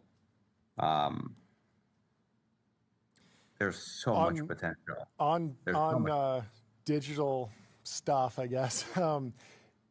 You're obviously interested in cutting costs.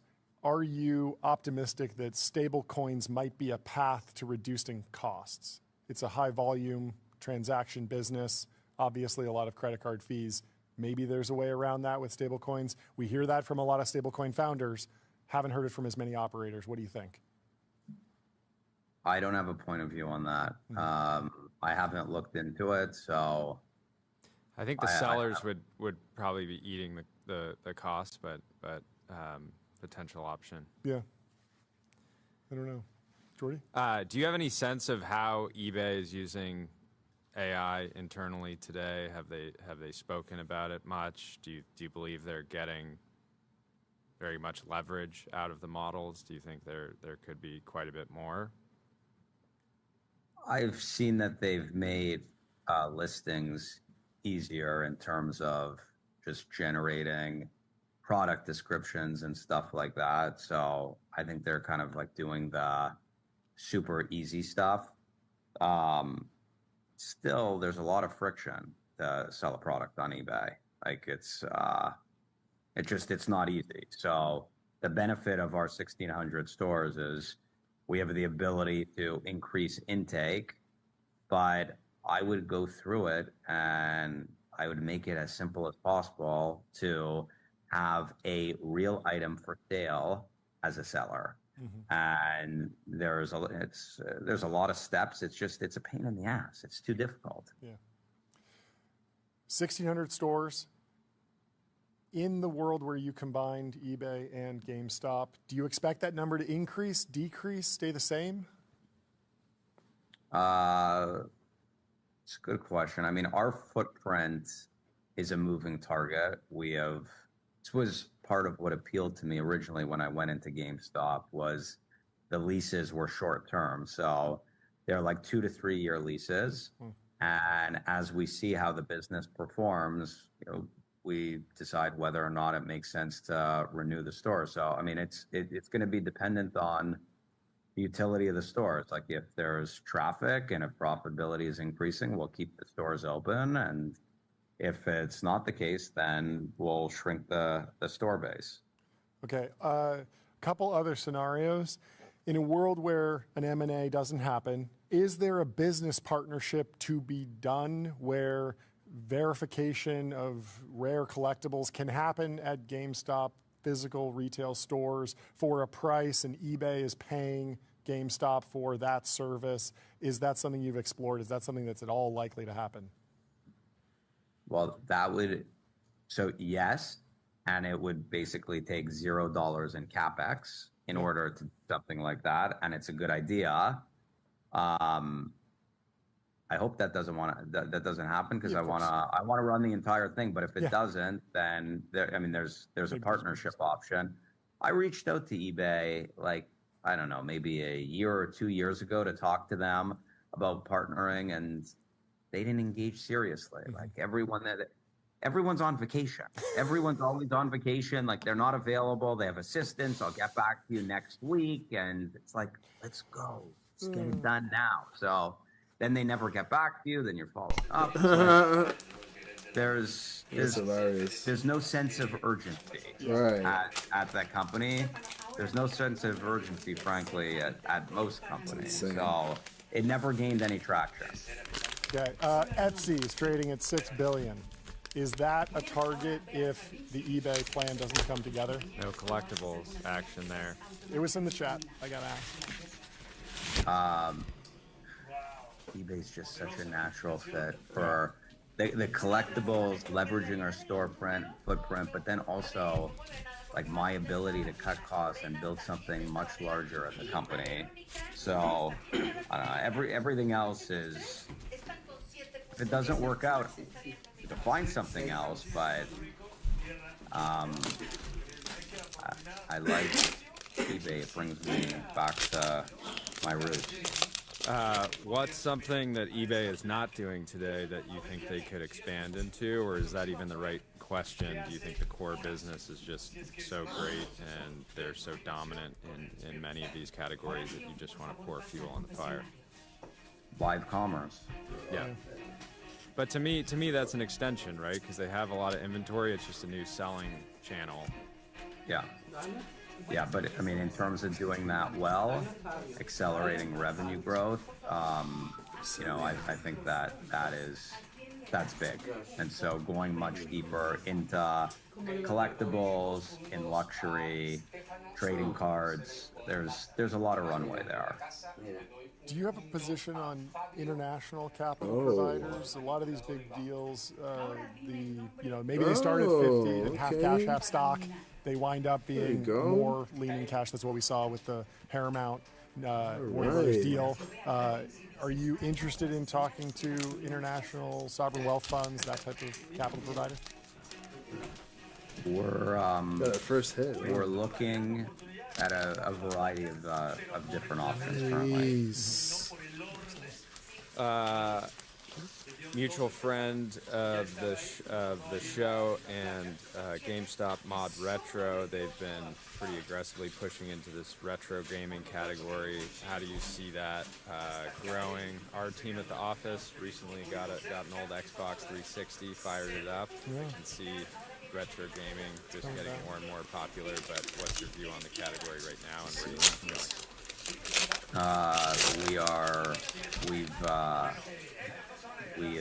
The return rates are kind of high, but we're building out the retro business in our stores currently. So it's still small, but it's a growing category for us. What do you want to see the rest of this week? How do you see it playing out? I don't know. It's a good question. Balls in their court. Pretty much, yeah.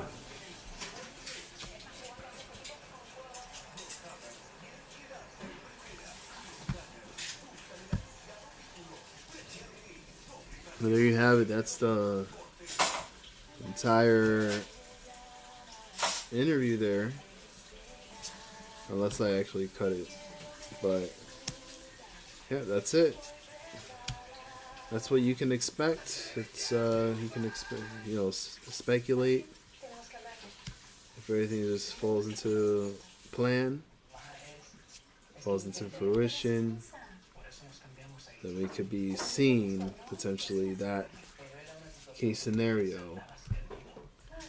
And we'll just have to see until next week how GameStop performs alongside with eBay. Looking back at the charts here for GameStop, they're currently at $25.08 on the overnight trading market, with eBay being at $108.15 closing price of the day. It's been up almost 3% of the day ever since the announcement. You also see that there was a huge pop. This was somewhere around $94 before, a couple weeks ago, and went as high as $120.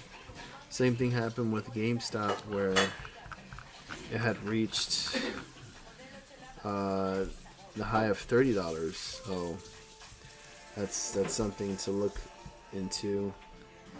We'll see how it works out. So looking forward to it. And hoping for an explosive week next week. If not, then we'll just have to keep doing what we're doing. And, not financial advice. Do what you think is necessary. and make sure that you're properly hedged as well, just in case if anything else happens. And be safe. Be safe, everybody. When you guys are trading, don't go crazy. Don't go reckless. All right. Now I'm going to call it there, and I'd like to thank each and every single one of you for joining me tonight on this rare occasion, this rare stream. And thank you all. Thank you all for all the support, all the love that you guys have shown me throughout throughout this whole time. And we'll see what we can do, and to be able to continue on with the streams further.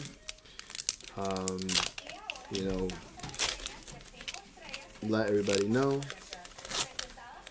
and always take care of yourselves and each other, and stay positive. We will get through this whole situation, and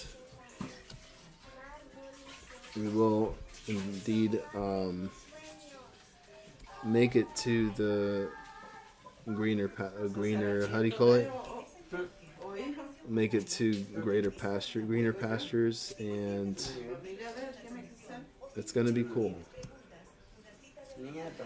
All right, so you guys take care. Be easy. Love y'all, and y'all have a wonderful night.